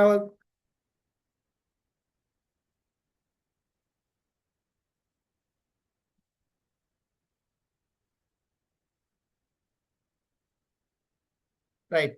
அந்த டைம் வந்து ஒரு 1-2 கைதிகளுக்கு வந்து என்னென்றால் ஆயுள் தண்டனைன்னு கொடுத்தாங்க. இப்ப அதுல தரமீக்கி தானேம்மா 7 பேருக்கும் ஒரே தண்டனை கொடுக்க. அதான் ஆங்கிலேய சட்டம். 7 பேர்னா 7 பேருக்கும். அதுல யாரு பிளான் போட்டால் அவருக்கு ஒரு தண்டனை, யாரு கூட்டு வன்புணர்வு செஞ்சால் அதுக்கு ஒரு தண்டனை, யாரு கொலை செஞ்சால் அப்படின்னு ஒரு தண்டனை. 7 பேருக்கும் வெரைட்டியான தண்டனை தான் கொடுக்கப்படும். ஒரே மாதிரி தண்டனை கொடுக்கப்படாது. அப்ப அந்த டைம்ல எப்படின்னு சொன்னா ஒரு கைது ரிலீஸ் பண்ணியாயும் முடிஞ்சுப்பாரு. 7 பேர் கொலை செஞ்ச அந்த 7 பேர்ல வந்து ஒருத்தரை வந்து ரிலீஸ் பண்ணி விட்டாங்க. அவரோட ஆயுட்காலம் 4 வருஷம் சிறை தண்டனை அவரை ரிலீஸ் பண்ணி முடிஞ்சு. மீதி இருந்த ஒருத்தர் 2 பேர், குறிப்பா அந்த 4 பேர், அந்த 4 பேருக்கு இப்ப ஆயுள் தண்டனை கொடுத்திக்கிறாங்க. மரண தண்டனை கொடுத்திக்கிறாங்க. அதாவது தாமதப்பட்ட நீதியும் அநீதியின் மாதிரி. இலங்கையில மரண தண்டனை எப்படி தெரியுமா? தூக்கு தண்டனை இல்ல, மரண தண்டனை. இலங்கையில வேற இந்தியால எல்லாம் இருக்கிறது மரண தண்டனை. ஓகே, நீ தூக்குல தொங்க வச்சு தொங்க. நம்ம நாட்டுல அப்படி இல்லை. ஒரு ரூம் ஈக்கும், அந்த ரூம் வந்து இருட்டாயிக்கும், இருட்டுக்குள்ளுக்கு தான் ஈக்கணும். சாப்பாடு அனுப்புவாங்க, சாப்பாடு உள்ளுக்கு எடுத்துக்கணும், விஷயம் பேசலாம் ஒண்ணுமே. ஒரு இருட்டு ரூம், அதான் மரண தண்டனை. ஆயுள் தண்டனை வந்து ஒரு வெளிச்சம் இப்படி ஒரு ரூம் ஒண்டிக்கும், அதுக்குள்ளுக்கு ஈப்பாங்க, ஜெயிலுக்கு ஈக்கிற மாதிரி. அது ஆயுள் தண்டனை. மரண தண்டனைனா வெளிச்சமும் ஈக்காது, அந்த ரூம் உள்ளுக்கு வெளிச்சம் ஈக்காது, முத்திர பேசலாம், ஒன்றும் செய்யலாது, தனியா இருக்கணும். சாப்பாடு மட்டும் ஒரு டைமுக்கு போகும். உளவியல் ரீதியா கொடுக்குற மாதிரி தண்டனை அப்படியா? ஓ, உடல் நம்ம உளவியல் ரீதியா கொடுக்குற மாதிரி தண்டனை. எஸ், ரிசானா நஃபீஸ் சவுதியில அவ சவுதி அப்படித்தான் கொஞ்சம் நான் வச்சிருந்தேன். அதனாலதான் அவட கண் பார்வை ஒன்று குறைஞ்சிருந்தது. ஒரு மாதிரியா அங்கால கொண்டு போய்த்துருந்தீங்களா பாடத்தை விட்டு. சரி, ஓகே, எல்லாம் தேவைதான். சரி, ஓகே, நாங்க பாடத்துக்கு போமா? ஆசிவா அப்டேட் தானேனா? சரி, ஓகே, தேவையானதுதான். ஓ,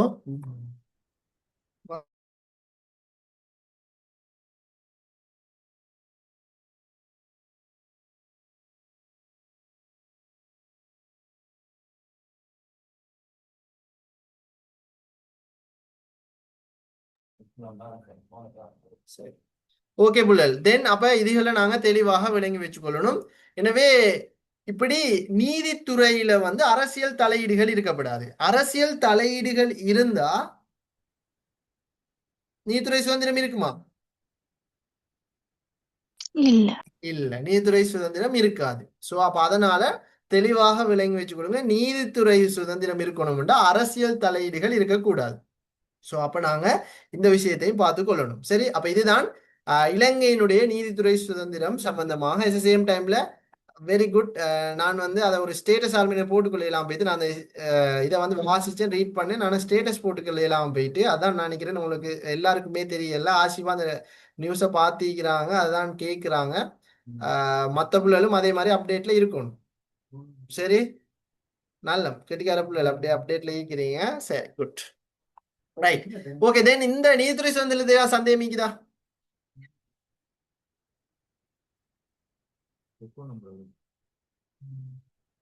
பிள்ளைகள் நீதித்துறை சந்தேகம் சந்தேகம் இல்ல சார். இல்ல சார். ஓகே. தென் நாங்க அடுத்தது உள்ளுக்கு போவோம். நான் நினைக்கிறேன் இந்த அடிப்படை உரிமைகள் ஒரு சிலது நாங்க போன முறை படிச்ச, அப்படித்தானே? இல்ல சார். படிக்கலையா?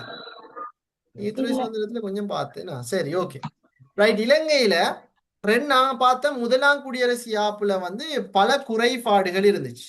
முதலாம் குடியரசு யாப்புல அடிப்படை உரிமைகள் என்று சொல்லக்கூடிய ஒரு அத்தியாயம் அறிமுகம் செய்யப்பட்டதான். ஆனா நாங்க அதுல என்ன இல்லைன்னு பார்த்தோம். நான் நினைக்கிறேன் ஒரு பிள்ளைய கைது செஞ்சுட்டு போனேன். நான் நினைக்கிறேன் ப்ரெஃபெக்டே கைது செஞ்ச. ப்ரெஃபெக்ட் உங்களே கைது செஞ்சு. நம்ம போன கிளாஸ்ல உதாரணம் பார்த்தோம் தானே. யாரை பார்த்த உதாரணமாச்சு? ஓ சார். ஃபர்ஹானாவை தான், ப்ரெஃபெக்டை தான். முதலாம் குடியரசு யாப்பு இருக்கும்போது போலீஸால எங்க வேணாலும் பிரயாணம் செய்யணும்னு ஈக்கி. ஆனா போலீஸால வந்து கைது செஞ்சுட்டு போனா என்ன ஏதாலும் பேசலுமா போய்? இல்ல சார். ஒன்றும் பேசல. ஏண்டா அதுக்கான பாதுகாப்பு ஏற்பாடுகள் ஒன்றும் அங்க இருக்கல. சரி, எனவே இதனால முதலாம் குடியரசு யாப்புல பல குறைபாடுகள் இருந்துச்சு. குறிப்பாக சொத்துரிமை சொல்லப்படலை. எவ்வளவு சொத்து வச்சு கொள்ளையிலும் சொத்து மதிப்பு எப்படியாவது சம்பந்தமா ஒரு ஒன்றும் சொல்லப்பட்டில்லை. பொருளாதார உரிமைகள் ஒன்றும் சொல்லப்பட்டில்லை. அப்ப இதெல்லாம் அதே மாதிரி சிறுவர் பெண்களுக்கு என்ன உரிமை இருக்கு அது சொல்லப்பட்டில்லை. அதே மாதிரி முதலாம் குடியரசு யாப்புல பிரஜை ஆள் அப்படின்ற 2 சொற்பிரயோகம் வித்தியாசமான முறையில பயன்படுத்தப்பட்டிருந்துச்சு. அப்ப அது ஒரு குறையாக இருந்துச்சு. ஸோ இப்படி அதே மாதிரி தமிழ் மொழி வந்து புறக்கணிக்கப்பட்டுச்சு முதலாம் குடியரசு யாப்புல. எனவே இப்படி பல குறைபாடுகளை கொண்டதாகத்தான் முதலாம் குடியரசு யாப்பினுடைய அடிப்படை உரிமைகள் இருந்துச்சு. எனவே அதெல்லாம் நிவர்த்தி செய்யும் முகமாக தான் இந்த 2ஆம் குடியரசு யாப்பிலையும் அடிப்படை உரிமைகள் என்ற அத்தியாயத்தை வந்து அறிமுகம் செஞ்சிருந்தாங்க. இங்க எப்படின்னு சொன்னா மத சுதந்திரம் ஈக்குது. ஆள் எவரும் கொடூரமாக மனிதாபிமானமற்ற நடத்தைகளுக்கு அல்லது தண்டனைகளுக்கு உட்படுத்தல் ஆகாது. அப்படின்னா திடீர்னு உங்களை போலீஸால வந்து கை செஞ்சுட்டு போயிடுமா? இல்ல சார். இல்ல. இப்ப சும்மா வந்து வீட்டை வைக்கிறாங்க, திடீர்னு போலீஸால வாரான், வந்த உடனே சும்மா என்ன செய்யறாங்க? சும்மாவை பூட்டிச்சாச்சு, கையை பூட்டிச்சாச்சு, விலங்க மாடிச்சு எடுத்துட்டு போயாச்சு. அப்படி செய்யலுமா போலீஸால? இல்ல. அதுக்கான ரீசன் வேணும் உங்களுக்கு. அந்த டைம்ல நமக்கு என்ன செய்யலாம், என்ன காரணத்துக்காக நீங்க கை செய்றீங்கன்னு கேட்கலாம். இது பிரஜையினுடைய அடிப்படை உரிமை. ஆனா சார். பாமர மக்கள் தானே கிராமப்புறங்கள் இருக்கிற. அதனால போலீஸால என்ன செய்யற, போய் ஆதாரத்தை காட்டுதா இல்லாட்டி காரணத்தை சொல்றதா? இல்ல சார். இல்ல. வந்த உடனே பிடிச்சிட்டு போறேன். அந்த உடனே பிடிச்சிட்டு போறேன். எனக்கு நடந்ததாம இப்ப ஒரு 3 மாசத்துக்கு முதல்ல நான் வீட்டுல இருந்தேன். அப்ப எங்களோட வீட்டுக்கு, அதாவது இலங்கையில வந்து அந்த மது போதை வஸ்துக்கள் பாவிக்கிறவங்களை வந்து தேடி பிடிக்கிற ஒரு வேட்டை ஒன்று நடந்துச்சு நாடு பூரா. அப்ப எங்கட ஊர்கள்ல, பக்கத்து ஊர்கள்ல இப்படி வந்து சின்ன சின்ன பொடியனுகளும் போதை வஸ்துக்கள் சில புள்ளைகள் வந்து பாவிக்கிற. அப்ப இதை தெரிஞ்ச பள்ளி அதாவது ஊர் நிர்வாகங்கள் வந்து கம்ப்ளைண்ட் பண்ணிக்கிறாங்க, இப்படி ஊருக்குள்ள கொஞ்சம் இது பண்ணுங்க. அப்ப அந்த டைமுக்கு ஊருக்கு ரோந்து பணியில ஈடுபட்ட போலீஸ், ரோந்து பணி இல்லைன்னா மஃப்டில வார. மஃப்டிலண்டா அவங்க யூனிஃபார்ம் இல்லாம நைட் டைம்ல டே டைம்ல ஒரு வீல் ஒன்றுல சாதாரண வீல்ல இந்த இது மாதிரி ட்ரெஸ் போட்டு, இப்ப நான் வந்து போலீஸ் வச்சுக்கொள்ளுங்களேன், நான் இந்த ட்ரெஸ் போட்டு வந்தா தெரியுமா போலீஸ்? இல்ல. இல்ல. அது மாதிரி ஒரு நாள் பகல் ஒரு 3:30 ஒரு 3:30 நான் கொஞ்சம் வெளியே மழை கொஞ்சம் வீட்டுக்கு வெளியே ஏதோ சத்தம் ஒன்று கேட்டேன். நான் வெளியே வந்தேன். அப்ப வந்தா ஒரு 4-5 பொடியினர் ரோட்டால நடந்து போய்த்துட்டு இருக்கிறாங்க. நான் சும்மா மழை பெய்யுதுன்னு வீட்டை பார்த்துட்டு இருந்தேன். அப்ப கொஞ்சம் தூரம் போகக்குள்ள அதே பொடியினர் இப்ப நடந்து போய் ஒரு கடை ஒன்றை நிட்டாங்க. அப்புறம் பின்னால பார்த்தா ஒரு வீல் ஒன்று போகுது. நான் பார்த்தேன் இந்த வீல் ஒன்று நான் கணக்கெடுக்கல, ஏதோ வீல் தானே போனேன். போன வீல் அப்படி அந்த பொடியினர் அப்படியே நிப்பாட்டி அந்த 4 பொடியை உடனே செக் பண்ணா ஒரு பொடியன்ட்ட போதை வசன தூள் ஏதோ இருந்ததுன்னு சொல்லி அப்படியே அந்த பொடியனை அந்த வீல்ல ஏத்தி அப்படியே தூக்கிட்டு போனது. ஒரு கதை இல்லை. தூள்னு சொன்னா அந்த தூள் இல்ல, அந்த தூள் ஈக்கிரை சம்பந்தமான ஒரு ஒரு ஒரு பேப்பர் துண்டுண்டு. பேப்பர் துண்டுல தான் ஒருவேளை அவன் ஒருவேளை அந்த பேப்பர் துண்டுல தூளை கட்டி தூள்ல வாயில வச்சுட்டு பேப்பர் துண்டை மட்டும் பாக்கெட்ல வச்சிருந்தானோ என்னமோ தெரியல. சரி, அப்ப அவனை தூக்கி போட்டுவான். இன்னொரு பொடி என்னஞ்சான்டா, இப்ப அவன் கண்டுட்டான், தூரத்துல இருந்து வர போலீஸால தான் வாராங்க, மஃப்டிலாம் வராங்க. கண்ட உடனே அவன் என்ன செஞ்சுட்டான்டா, அவன் பொக்கெட்டுக்கு வச்சிருந்த அந்த தூள் பேக்கெட்டை என்ன செஞ்சுட்டான்னா தூக்கி வீசிட்டான். இத போலீஸ் அழகான்ட்டாங்க. கண்ட உடனே ஒருத்தரை செக் பண்ணக்கிட்ட அவன் இருந்துட்டே தூள் இருந்த பேக்கெட் இருந்த, அப்ப அவனை தூக்கி வீலுக்க போட்டாச்சு. இன்னொருத்தன் வீசினானே, தூள் பேக்கெட்டை தூரத்து வீசினானே, அதை போலீஸ் அழகான்ட்டாங்க. போய் அதுக்கு பிறகு உடனே போய் அந்த பேக்கெட்டை தான் பிடிச்ச பேக்கெட்டை போய் எடுத்து பார்த்தா அது தூள் பேக்கெட். அப்ப உடனே அடுத்த போட்டி நேம் எடுத்துட்டு 2 பேரை எடுத்துட்டு போனது. அதுக்கு பிறகு பேசி அது பிறகு கொண்டு வந்தாங்க. பெற்றார்களுக்கு இது தேவை. பெற்றார்கள் புள்ளட விஷயத்துல அவதானம் இருந்திருந்தா, ஊர் நிர்வாகம் பெற்றார்களுக்கு சொல்லும் போது அந்த புள்ளைகளை திருத்திருந்தா இன்னைக்கு போலீஸ் வரைக்கும் போக வேண்டிய தேவை வந்திக்குமா? சொல்லுங்களே பிள்ளைகள். இல்ல சார். இல்ல, இல்ல. பெற்றார்கள் திருத்திருந்தா அழகா ஊர் நிர்வாகம் செய்யுது, உங்களோட புள்ளை இப்படியே ஒரு பாவ நிலை இருக்குது, உங்களோட புள்ளையை கொஞ்சம் பார்த்து கொள்ளுங்க அப்படின்னு சொல்லி ஊர் நிர்வாகம் போய் புள்ளைட வாப்பட்டையோ தந்தையிடையோ சொன்னா, நீங்க எப்படி ஏண்ட புள்ளைய பத்தி தப்பா சொல்லுவீங்க, ஏண்ட புள்ளை இல்லாம அப்படி இல்லைன்னு புள்ளைக்கு சப்போர்ட் பண்ணி அப்படி இருந்திருந்ததாலதான் இன்னைக்கு இந்த நிலைமை. ஒரு நிர்வாகம் செல்றாங்க, ஊர் தலைவர்கள் செல்றாங்கன்னு புள்ளைக்கு கொஞ்சம் மண்டைக்கு வற்புறுத்தியோ 2 அடியை போட்டோ இல்லாட்டி 2 பேர்கிட்ட சொல்லியோ இல்லாட்டி கொஞ்சம் புள்ளையோட இருந்து ஒரு ஒழுக்கத்தையோ ஒரு குணத்தையோ சொல்லி கொடுத்திருந்தா புள்ளையனே திருத்திருக்கலாம். இன்னைக்கு அந்த புள்ளைய இனி வரப்போற 10-15 வருஷம் எப்படி பார்க்கும்? ஊர் எப்படி பார்க்கும்? ஒரு மாதிரியா பாக்கும். ஒரு மாதிரியா பார்க்கும், ஜெயிலுக்கு போன புள்ளைன்னு பார்க்கும். இது தேவையா? இது அன்னைக்கு செஞ்சிருந்தா இதைத்தான் சொல்ற. அப்ப இது நல்ல வேலை நாட்டுல அன்றகுமார திசாநாயக்கட இந்த வேட்டையாடி இந்த போதை வஸ்துக்கள் ஒழிக்கிற நல்ல வேலை. சரி, இப்ப இனி இந்த பயத்துக்கு பிறகு இந்த வேலைக்கு பிறகு ஊர்ல பொடியனுகள் கூட்டுறது குறைவு. ஊர் மட்டுமில்லை, நான் சில இடங்களுக்கு போய் பாங்க, இந்த கூட்டம் கூட்டுறது குறைவு. கூட்டம் கூட்டுறது குறைவு, இந்த போதை வஸ்துக்கள்ல ஈடுபடுறது குறைவு. ஏன்னா இப்ப வரப்போற அந்த ஜென்ரேஷன் எல்லாம் சரியான சின்ன சின்ன பிள்ளைகள் நம்மள சொல்லவே இல்லை. சின்ன சின்ன பொடியன் எல்லாம் இந்த போதை வஸ்துல எல்லாம் ஈடுபட்டுட்டு இருந்தது. இப்ப நம்மளுக்கு ஒன்றும் பேச இல்லாத ஒரு சந்தர்ப்பத்தை இப்ப நாடு இப்படியான ஒரு முறையை செய்யறது நல்ல ரைட். ஏன்னா திருத்த போறவங்களுக்கு தானே பெற்றாய் சொல்ற. இப்ப இனி கவர்மெண்ட்டை போயிட்டு என்னமா சொல்லலுமா? போலீஸார்கள்ட்ட போயிட்டு சொல்லலுமா? ஒன்றும் சொல்ல இயலாது. ஸோ அப்படிகள் ஈக்குது. ஸோ அதனால அந்த விஷயங்களையும் ஞாபகம் வச்சுக்கொள்ளுங்க. சரி, ரைட். அப்ப இது என்னத்துக்கு சொல்றேன்டா, போலீஸ் இப்ப பாமர மக்கள் இருக்கிற கிராமப்புறங்கள்ல வந்து திடீர்னு வந்து போலீஸால வந்து கைது செஞ்சுட்டு போவான். அவங்க வந்து கேட்க மாட்டாங்க, எதுக்கு கைது செய்யறாங்கன்னு கேட்க மாட்டாங்க. ஏன்னா தெரியா, பயம். என்ன பிள்ளைகள்? பயம். இப்ப நாங்க அவங்க சும்மா வேற கேஸ்ல கொண்டு போட்டுருவாங்க, பயம். ஆனா அதே போலீஸ் ஒரு டாக்டரையோ ஒரு லோயரையோ இல்ல நல்ல ஸ்கூல் பிரின்சிபல் மாரையோ அமைச்சர்களையோ என்னைக்காலும் அப்படி ஆதாரம் காட்டாம கூட்டு போய் பார்த்துருக்கீங்களா? இல்ல. ஏன்னா பயமா சட்டம் தெரியுது. சோ அப்ப அதை நாங்க விளங்கி வச்சுக்கொள்ளணும். காரணம் இல்லாம கைது செய்ய இயலாது. அதே மாதிரி சட்டத்தின் முன் எவரா இருந்தாலும், அமைச்சரா இருந்தாலும், அமைச்சர் மகனா இருந்தாலும், ஜனாதிபதியா இருந்தாலும் எல்லாரும் சட்டத்தின் முன் சகலரும் சமன். சட்டப்படியின்றி யாரும் கைது செய்யப்படவோ தடுப்பு காவலில் வைக்கப்படவோ முடியாது. தடுப்பு காவலில் வைக்க முடியாது என்று சொன்னா, இப்ப ஃபார் எக்ஸாம்பிளுக்கு இப்ப சும்மாவை அரெஸ்ட் பண்ணி கொண்டு போய் ஜெயில வச்சுட்டாங்க. ஜெயில வச்சு 24 மணித்தியாலத்துள்ளுக்கு அந்த போலீஸ் அதிகாரி ஜட்ஜுக்கு தெரிவிக்கணும், நான் இப்படி ஒருத்தரை ஜெயில வச்சிருக்கிறேன் என்று போலீஸ் அதிகாரி ஜட்ஜுக்கு தெரிவிக்கணும். ஜட்ஜுக்கு தெரிவிக்கலன்னா போலீஸ் அதிகாரி அடுத்த நாள் எங்க போவாரு? ஜெயிலுக்கு போவாரு. அவர் அதே ஜெயிலுக்கு அவர் போவாரு. அதான் சொல்ற, போலீஸ் கஸ்டடியில அப்படி ஒருத்தருக்கு 24 மணி நேரம் தான் டைம். அதுள்ளுக்கும் ஜட்ஜிட்ட போயிட்டு சொல்லிடணும். ஜட்ஜிட்ட சொல்லல தவறிட்டுன்னா அவர் போவார் ஜெயிலுக்கு. ஸோ இதான் சட்டமா. அப்ப அதையும் ஞாபகம் வச்சுக்கொள்ளுங்க. சரி, ரைட். அதே மாதிரி தகவல் அறிவு உரிமை சட்டம் ஒன்று இது. அது நாங்க 19ஆம் சீர்திருத்தத்தோட கனெக்ட் பண்ணி பார்ப்போம். அது இப்ப பார்க்க வேண்டிய அவசியம் இல்லை.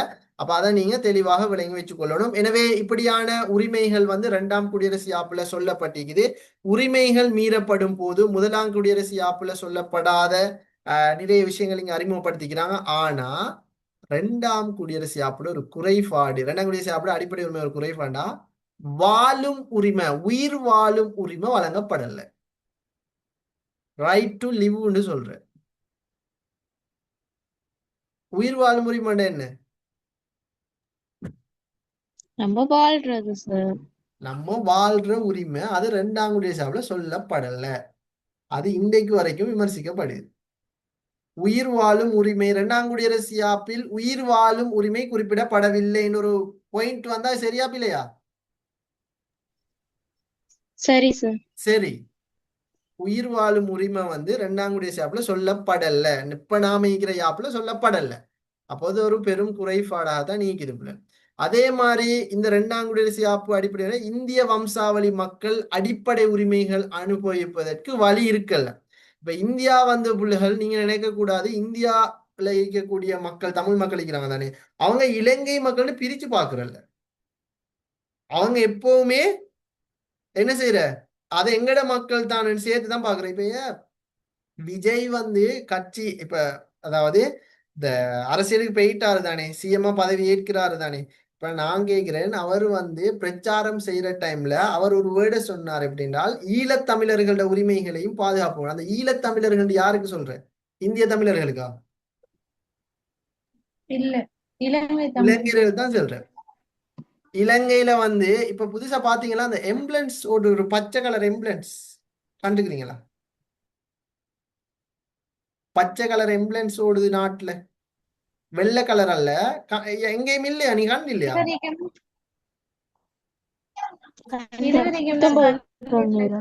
எப்படிமா? 19 வெள்ளை கலர் எம்புலன்ஸ் இல்ல, பச்சை colour helmet, green colour paint அடிச்சு எம்புலன்ஸ். பட்டர்ஃப்ளை எல்லாம் மீக்கும் சார். பட்டர்ஃப்ளைக்கும் ரோசிக்கும் எல்லாம் மீக்கும். ஓ, இப்ப அதான் ரைட், ஓகே. இப்ப அந்த எம்புலன்ஸ் இந்திய அரசாங்கத்தால நன்மதிப்புக்காக இலங்கை கொடுக்கப்பட்டது. இலங்கையில ஒரு 2-3 ட்ரெயின் கொடுத்தது இந்திய அரசாங்கம். மலையகத்துல காந்திபுரம் ஒரு கிராமமே இருக்குது, வீடு கட்டி கொடுக்குறாங்க. அந்த அத்தனை கிராமங்களுக்குமான வீடு கட்டி கொடுக்கறது இந்திய அரசாங்கம் தான் செய்யுது. அதே மாதிரி நம்ம நாட்டுல கொரோனா வைரஸால பாதிக்கப்பட்ட டைம்ல அதாவது தடுப்பூசி எடுக்கிறதுக்கு சைனாட்ட போய் வாங்குறதுக்கு காசு இல்லை நாட்டுட்ட. அந்த டைமுக்கும் நம்ம நாட்டுக்கு இலவசமாக தடுப்பூசி கொடுத்தது இந்தியா. நம்ம நாடு தித்வா சூறாவளியால பாதிக்கப்பட்டு இருக்கிற டைம்ல மக்களை பாதுகாக்கிறதுக்கு படகும் இல்லை, மக்களை பாலங்கள் உடைஞ்சு போச்சு, அதை கட்டுறதுக்கு பாலங்களும் இல்லை. அந்த டைமுக்கும் நம்ம நாட்டுக்கு இந்தியால இருந்து பாலத்தை கொண்டு கட்டி கொடுத்தது இந்திய அரசாங்கம். நம்ம நாடு ஆபத்துல நின்றா எப்பவும் கை கொடுக்கிற நாடு இந்தியா. ரைட், நம்ம நாட்டுக்கு போம் பிளாஸ்ட் நடக்க போகுதுன்னு சொல்லி 1 மாசத்துக்கு முதல்ல எச்சரிச்சது இந்திய அரசாங்கம் எச்சரிச்சு விடுத்துச்சு. நம்ம நாட்டுல தான் இந்த ரேடார் சிஸ்டம் ஒன்றும் இல்ல. தித்வா சூறாவளி வரப்போகுதுன்னா நம்ம நாட்டுக்கு தான் ஒண்ணும் இல்லையே. ஆனா இந்தியா ரேடார், நாம இந்தியா கரையில இருக்கிறதால இந்தியா ரேடார்ல படும். அந்த டைமும் கூட இந்திய அரசாங்கம் இலங்கைக்கு எச்சரிக்கை விடுத்திருக்குது, இலங்கைக்கு இப்படி ஒரு சூறாவளி வரப்போது பாத்துங்க. நம்ம நாட்டு மக்களுக்கு ஈக்குதா? இருந்திருந்தா போம் பிளாஸ்ட் நடக்க போகணும் தெரிஞ்சும் இப்படி இருந்திருப்பாங்களா? இருந்திருப்பாங்களா? தெரிஞ்சுக்கிட்டு அப்படித்தான் சூறாவளி வரப்போகுதுன்னு தெரிஞ்சு இப்படி இருந்தாங்க, இப்படி இருந்திருப்பாங்களா? இருந்திருந்தா இது. இதைத்தான் சொல்ற, சும்மா உள்ள அரசியல்வாதிகளை வீட்டுல ஈக்க இல்லாதவங்களே, வீட்டுல கணக்கில்லாதாக்களை அரசியலுக்கு அனுப்பினா இப்படித்தான் மக்கள் மீது ஒரு இதோண்டி வச்சு இப்படி சும்மா இருப்பாங்களா? இப்ப போம் பிளாஸ்ட் நடந்ததால யாருக்கு நஷ்டம்? சம்பந்தப்பட்ட அரசியல்வாதிக்கு மட்டுமா? அதை தெரிஞ்சும் சும்மா இருந்தாரு, அவருக்கு மட்டுமா நஷ்டம்? சொல்லுங்களே, அவருக்கு நஷ்டம் இல்லை. நாட்டுக்கு தானே இவ்வளவு லாபமானம். எவ்வளவு டூரிஸ்ட் பயப்பட்டாங்க அந்த சீசன்ல, நம்ம நாட்டுக்கு வரையலாம் பயம் அப்படின்னு சொல்லி. நம்ம நாடு தீவிரவாதம் இல்லாத ஒரு நாடா இருந்துச்சு எல்டிடிக்கு பிறகு. ஆனா திடீர்னு ஒரு தீவிரவாதம் வந்தேன்னு சொன்னாங்க. இன்னைக்கு வரைக்கும் முஸ்லீம்கள் எப்படி பாக்குறாங்க? இனம் தீவிரவாதத்தை பறக்குதுன்னு சொல்லி. சோ இப்படி எல்லாம் நடக்கிறது தானே. சோ அப்ப இதைத்தான் சொல்ற, தகுதியானவங்களை அனுப்பணும் அப்படின்னு சொல்லி. சரி, ஓகே. அப்ப இந்த விஷயங்களை நீங்க தெளிவா வச்சுக்கொள்ளணும். சோ இந்திய வம்சாவளின்றது நம்ம நாட்டோட இணைஞ்சவங்க. ஆரம்பத்துல இந்தியா வம்சாவளி இப்படித்தானே. இந்த இந்தியா வம்சாவளி நம்ம நாட்டுக்கு அறிமுகமாகிறதுக்கு ஒரு காரணம் எப்படின்னா, இலங்கை மக்கள் அந்த டைம்ல விவசாயத்தை தான் பழக்கப்பட்டிருந்த, விவசாயம் மட்டும்தான் தெரியும். ஆனா ஆங்கிலேயர்கள் வந்ததுக்கு பிறகு இந்த விவசாயத்துக்கு அவங்க இன்ட்ரெஸ்ட் இல்லை. அப்ப அவங்க வந்து விவசாய நிலங்கள் எல்லாம் அழிச்சு போட்டுட்டு பெருந்தோட்ட பயிற்சி அறிமுகப்படுத்தினான். இப்ப அறிமுகப்படுத்தினா இலங்கை மக்களுக்கு போய் வேலை செய்ய சொன்னா வேலை செய்யலான்றாங்க. ஏன்னா தெரியா அவங்க எதுக்கு பழக்கப்பட்டார்கள்? விவசாயத்துக்கு விவசாயத்துக்கு. இதனால பிரிட்டிஷ் அந்த டைம்ல இந்தியாவையும் காணித்தும் செஞ்சுட்டு இருந்தாங்க. அதனால இந்தியால புரட்சி பண்ணவங்க அப்படியானாக்கள் எல்லாம் தூக்கி கொண்டு எங்க வந்து நாடு கடத்தினாங்க? இலங்கைக்கு இலங்கைக்கு நாடு கடத்தினாங்க. இதன் தொடராகத்தான் இலங்கைக்கு இலங்கையில வந்து இந்திய வம்சாவளின்னு ஒன்று அறிமுகமாகுது. கிளியரா? இந்திய தமிழர்கள் என்று. ஓ சார் தென் இதுதான் இந்திய தமிழர்கள் இலங்கைக்கு வந்த வரலாறு. சரி, அதே மாதிரி ஒல்லாந்தர் கால பகுதியில வந்து ஆஹ், மலேசியாவுல இருந்த முஸ்லீம்களை வந்து இலங்கைக்கு நாடு கடத்தினாங்க. அவங்க தான் இலங்கையில எப்படி அழைக்கப்படுறாங்க? என்ன முஸ்லீம்? மலாய் முஸ்லீம் என்று அழைக்கப்படுறது. சரி, அப்ப அதையும் நீங்க தெளிவாக விளங்கி வச்சுக்கொள்ளணும். ரைட். எனவே இது இந்த மாதிரி விடயங்கள் முக்கியமானது. இந்திய வம்சாவளி அவ்வளவு காலம் நம்ம நாட்டுல ஒரு முக்கியமானவங்களாக இருந்தாங்க. ஆனா இந்த 2ஆம் குடியரசு யாப்புல இந்திய வம்சாவளி மக்கள் அடிப்படை உரிமைகள் அனுபவிக்கிறதுக்கு வழி இருக்கல்ல. ரைட். அதே மாதிரி 10 வருடங்களுக்கு இலங்கை பிரஜை அல்லாத நாடற்றவர்களும் அடிப்படை உரிமைகள் அத்தியாயத்தில் பாவனைக்கு உட்படுத்தப்படுவர் என்று சொல்லி உட்படுத்தப்பட்டிருக்குது. ஆனா அதுவும் பல விமர்சனங்களை கொண்டு இருந்துச்சு. அதே மாதிரி 2 கலாச்சார உரிமை, 2 பொருளாதார உரிமைகள் மட்டும்தான் 2ஆம் குடியரசு யாப்புல சொல்லப்பட்டிருக்குது. வேற எதுவும் சொல்லப்படல. குறிப்பா இந்த நாடே ஒரு அரசியல் நாடு. ஆனா அரசியல் உரிமை ஒன்று கூட 2ஆம் குடியரசு யாப்புல சொல்லப்பட்டு இல்ல சார் இல்ல. வாழும் உரிமையும் சொல்லப்பட்டில்ல, அரசியல் உரிமையும் சொல்லப்பட்டில்ல. ரைட். எனவே இந்த அடிப்படை உரிமைகளை மாற்றீடு செய்யணுமாக இருந்தா ஒன்று பாராளுமன்றத்துல 3/2 பெரும்பான்மை எடுத்து மக்கள் தீர்ப்புக்கு விட்டு இதுல மாற்றங்களை கொண்டு வரையிலும். அப்ப அதை நாங்க தெளிவாக விளங்கி வச்சு கொள்ள வேண்டும். எனவே இந்த அடிப்படை உரிமைகள் எவ்வளவுதான் சொல்லப்பட்டிருந்தாலும் பல குறைபாடுகளும் பல விமர்சனங்களும் இதுல இருக்குது என்றதை நீங்க தெளிவாக விளங்கி வச்சுக்கொள்ளுங்க. சரி, இப்ப நாங்க முறையா ஒரு முறையுள்ளுக்கு வருவோம். என்னடா ஃபர்ஹானா பிரஃபெக்ட் ஓ சார் 1ஆம் குடியரசு யாப்பு இருக்கும்போது உங்களை கைது செஞ்சா எதுவுமே செய்யல, அப்படித்தானே? உங்களுக்கு எதுவும் பேசல, அப்படித்தானே? ஓ சார் ஏண்டா அந்த அடிப்படை உரிமைகளுக்கான சட்ட பரிகாரம், அதை பாதுகாக்கிற பொறிமுறைகள் ஒன்றும் அங்க இருக்கல. அதனால விமர்சிக்கப்பட்டுச்சு. ஆனா 2ஆம் குடியரசு யாப்புல அதை பாதுகாக்கக்கூடிய பாதுகாப்பு பொறிமுறைகள், சட்ட பரிகாரம் எல்லாம் அறிமுகப்படுத்திக்கிறாங்க. அது என்னன்னா 3 சட்ட வழிமுறைகள் பாதுகாப்பு பொறிமுறை அறிமுகப்படுத்த. ஒன்று உயர் நீதிமன்றம், இன்னொன்று ஒம்புட்ஸ்மன், இன்னொன்று மனித உரிமை ஆணைக்குழு. 2ஆம் குடியரசு யாப்பு இப்ப நம்ம நாட்டுல இருக்குது. இப்ப யாருக்கேனும் ஃபார் எக்ஸாம்பிளுக்கு அதே ஃபர்ஹானா இப்ப 2ஆம் குடியரசு யாப்பு இருக்கும்போது நுவரெலியாவுக்கு ஒரு ட்ரிப் போறாங்க, போலீஸால வந்துட்டாங்க. வந்த உடனே ஃபர்ஹான்ட்ட என்ன ஏதுன்னு கேட்கல, தூக்கி போட்டு போயிட்டாங்க ஜெயிலுக்கு. இப்ப ஃபர்ஹானா ஜெயில இருந்து வெளியே வந்தா ஃபர்ஹானாக்கு இப்ப என்ன செய்யலாம்? 2ஆம் குடியரசு யாப்பின் படி 1ஆம் குடியரசு யாப்பின் படி பொத்தினு தான் இருக்கணும். 2ஆம் குடியரசு யாப்பின் படி இப்ப என்ன செய்யலாம்? 3 ஆப்ஷன் இருக்குது உங்களுக்கு. நான் அடிப்படை மீறினா அது தொடர்புல உயர்நீதிமன்றத்துல போயிட்டு அவங்களுக்காக வழக்கு தொடுக்க முடியும். வழக்கு தொடுக்க முடியும். ஒன்று அது மட்டுமா செய்யலும்?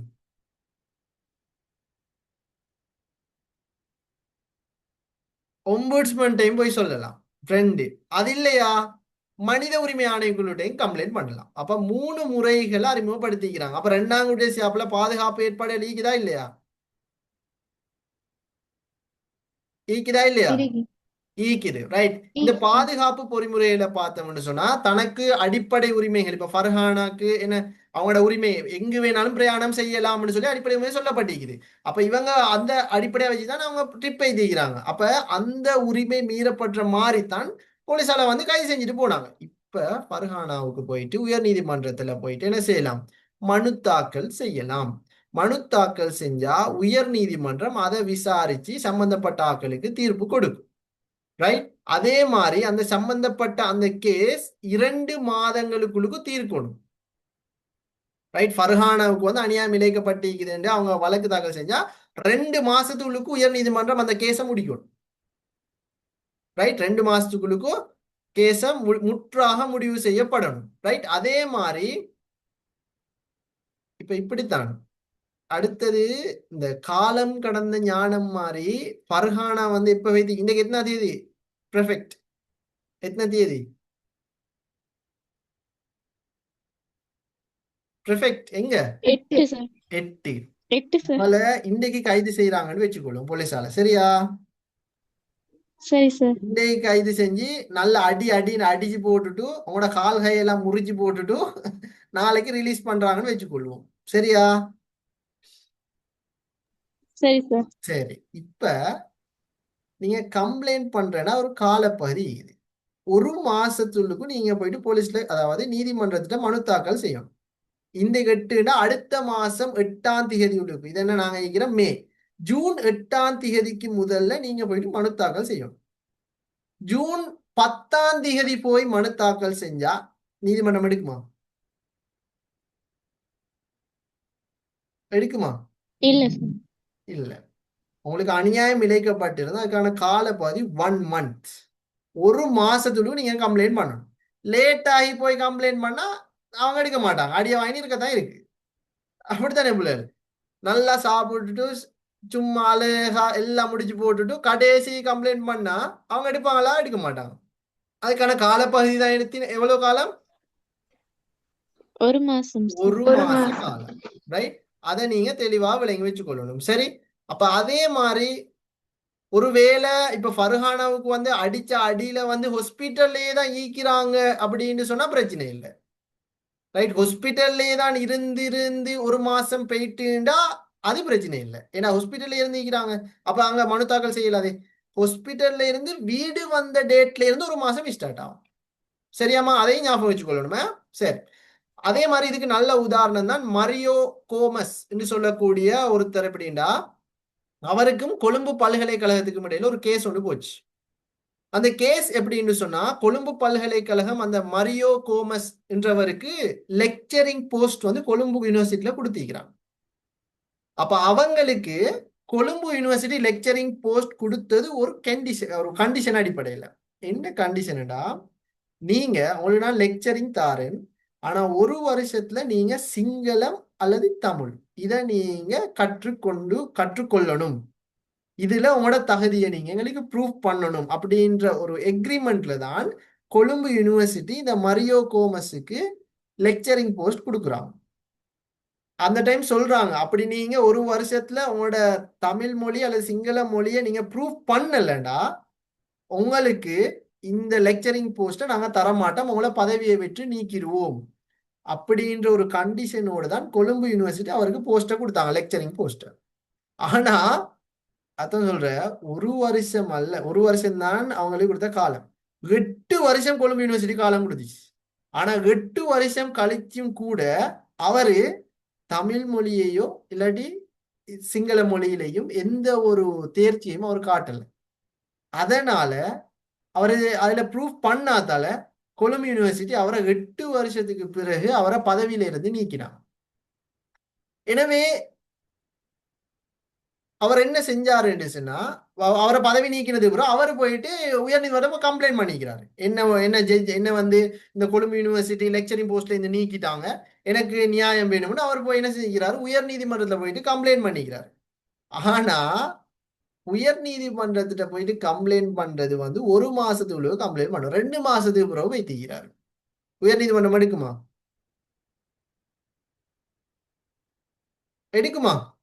இல்ல சார் இல்ல காலம் கடந்த ஞானம்ன்ற மாதிரி நீதிமன்றம் அப்படித்தான் சொல்லி தற்போது காலம் கடந்துட்டு இனி எடுக்கலாம் அப்படின்னு அந்த கேஸை வந்து தள்ளுபடி செஞ்சுட்டான். எனவே 2 மாத காலத்தினும் அதாவது குறிப்பா 1 மாதத்துக்குள்ளுக்கும் நாங்க போயிட்டு என்ன செய்யணும் கம்ப்ளைண்ட் பண்ணணும். கம்ப்ளைண்ட் பண்ணா அதை விசாரணை செஞ்சு தீர்ப்பு கொடுப்பாங்க. எனவே இது 2ஆம் குடியரசு யாப்புல உரிமை மீறப்பட்டா கொடுக்கப்பட்டிருக்கிற முதலாவது ஆப்ஷன். 2வது ஆப்ஷன் ஒம்புட்ஸ்மேன். இது வந்து ஐரோப்பா நாட்டுல முதல் அறிமுகம் செய்யப்பட்ட ஒரு போஸ்ட் தான் இந்த ஒம்புட்ஸ்மேன். அதாவது ஐரோப்பா நாடுகள்ல வந்து இந்த அரசாங்க ஊழியர்களால வந்து மீறப்பட்டு இப்ப ஃபார் எக்ஸாம்பிள் ஒரு டீச்சரோட பொறுப்பு ஸ்கூல்ல டீச்சரை பொறுப்பு என்ன செய்யணும் ஸ்கூல்ல பிள்ளைகளுக்கு படிச்சு கொடுக்கணும் பிள்ளைகளுக்கு படிச்சு கொடுக்கணும். பிள்ளைகளுக்கு படிச்சு கொடுக்கறது தான் டீச்சர் இருக்குது. அதை விட்டுட்டு மரத்துல ஏறுறதும் அங்க சுத்துறதும் இங்க சுத்துறதும் அந்த வேலை செய்யறது நல்லமா இல்ல இல்ல. அவர் ஒழுங்கா படிச்சு கொடுத்தா தான் புள்ள என்ன செய்யும், பாஸ் ஆகும். அவர் சுத்தி திரிஞ்சா புள்ள பாஸ் ஆகுமா? இப்ப நான் ஒரு ஜோக்குன்னு சொல்லுவா, நான் ஒண்ணு உண்மையை சொல்லுவா, உண்மையை சொல்லுவா. எங்கட ஸ்கூலுக்கு இப்ப விமர்சிக்கிறேன்டால படிப்பினைக்காக நாங்க சொல்லலாம், இதுக்கு அப்புறம் நடக்கானதுக்காக. எங்கட ஸ்கூலுக்கு எல்லாம் நான் படிக்கிற டைம்ல எப்படின்னா, ஒரு சிங்களம் படிச்சு தரதுக்கு ஒரு சார் வந்தாரு.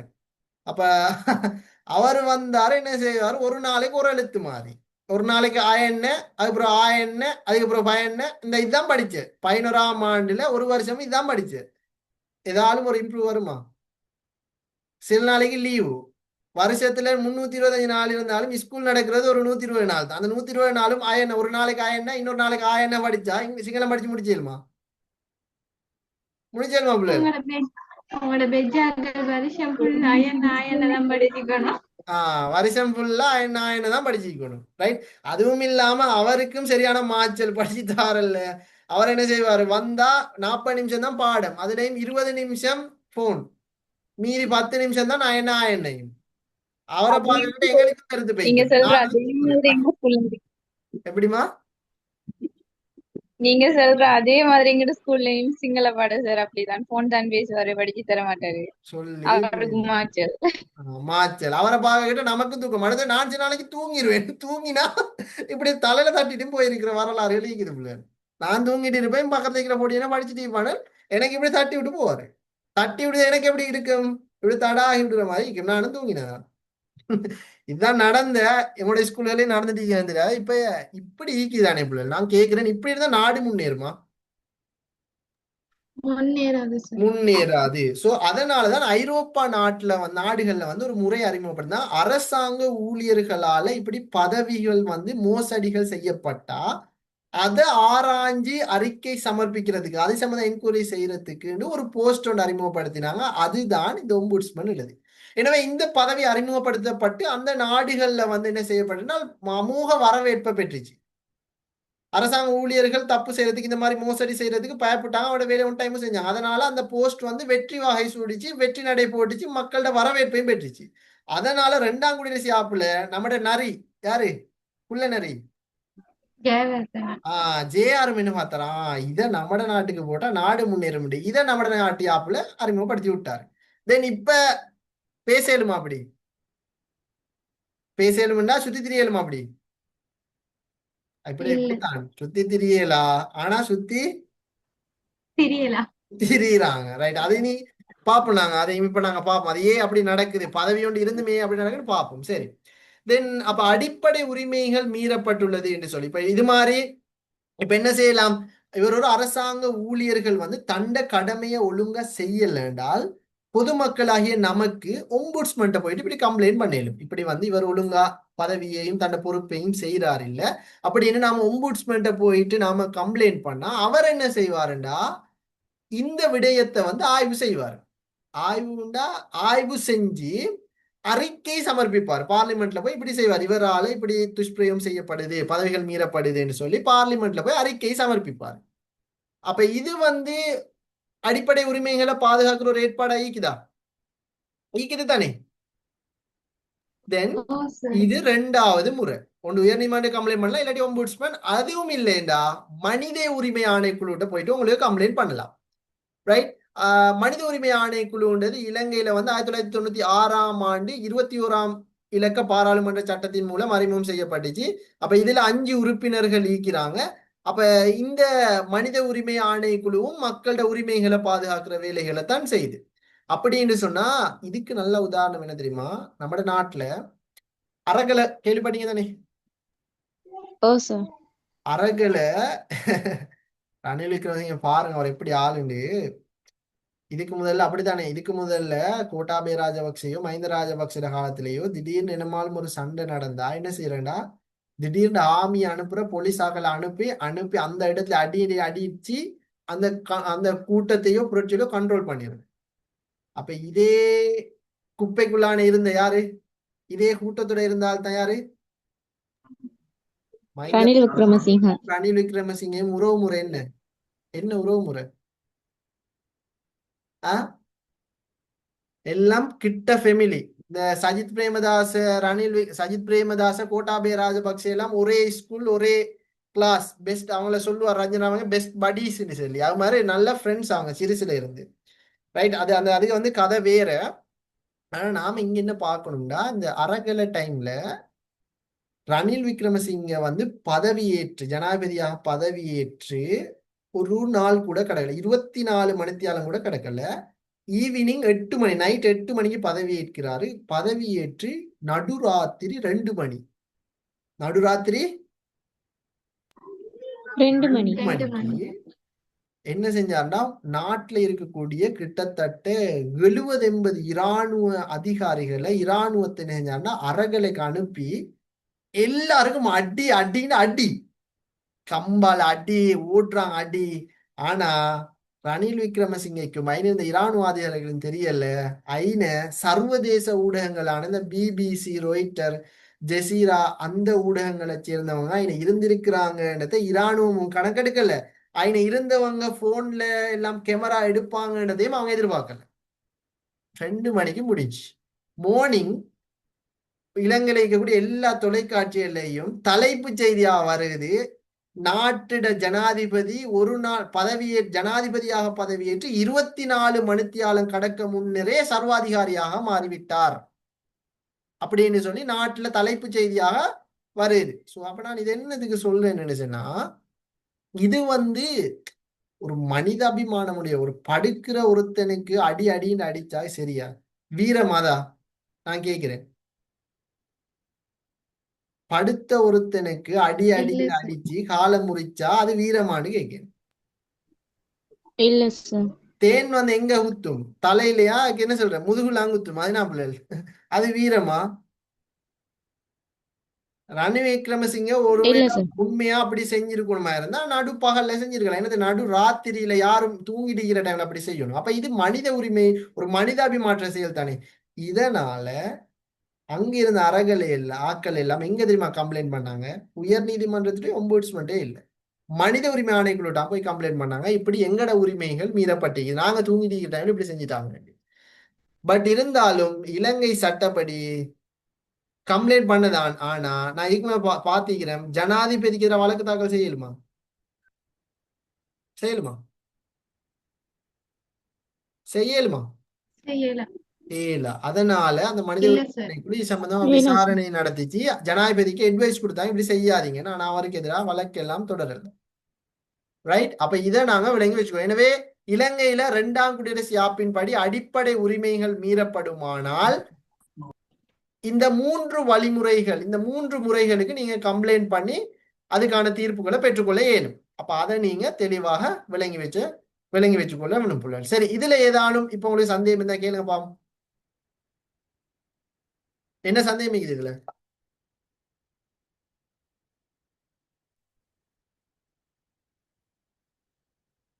Any doubt? வந்து ஒரு ஆளா இல்ல நிறைய பேரா?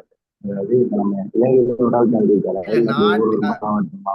ஐரோப்பிய நாடுகள்ல வந்து ஒரு ஆளுக்கு பிரதிநிதிகளாக பல ஆட்களை வச்சுக்கிறாங்க. நம்ம நாட்டுல ஒரு ஆள் தான்.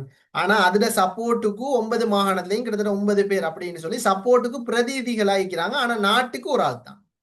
சரியா? சப்போர்ட்டுக்கு இருக்கிறாங்க பிரதி இவங்களுக்கு கீழ்பட்டவங்க, பிரதி ஒம்புட்ஸ்மேன் அப்படின்னு சொல்லி 9 மாகாணத்திலையும் சின்ன சின்ன ஆட்கள் ஈக்கிறாங்க. ஆனா பவர் ஈக்கிறது ஒருத்தர் தான். சரியா? சார், ஓ, இலங்கையில இப்ப இருக்கிற ஒம்புட்ஸ்மேன் யாரு? இரும்புரைகம நான் போட்டிக்கிறேன். இல்ல, இப்ப கரண்ட் சிச்சுவேஷன்ல ஆள் மாறலையான்னு சார். இல்லையே, மாறிட்டாங்களா? ஒம்புட்ஸ்மேன் தானே.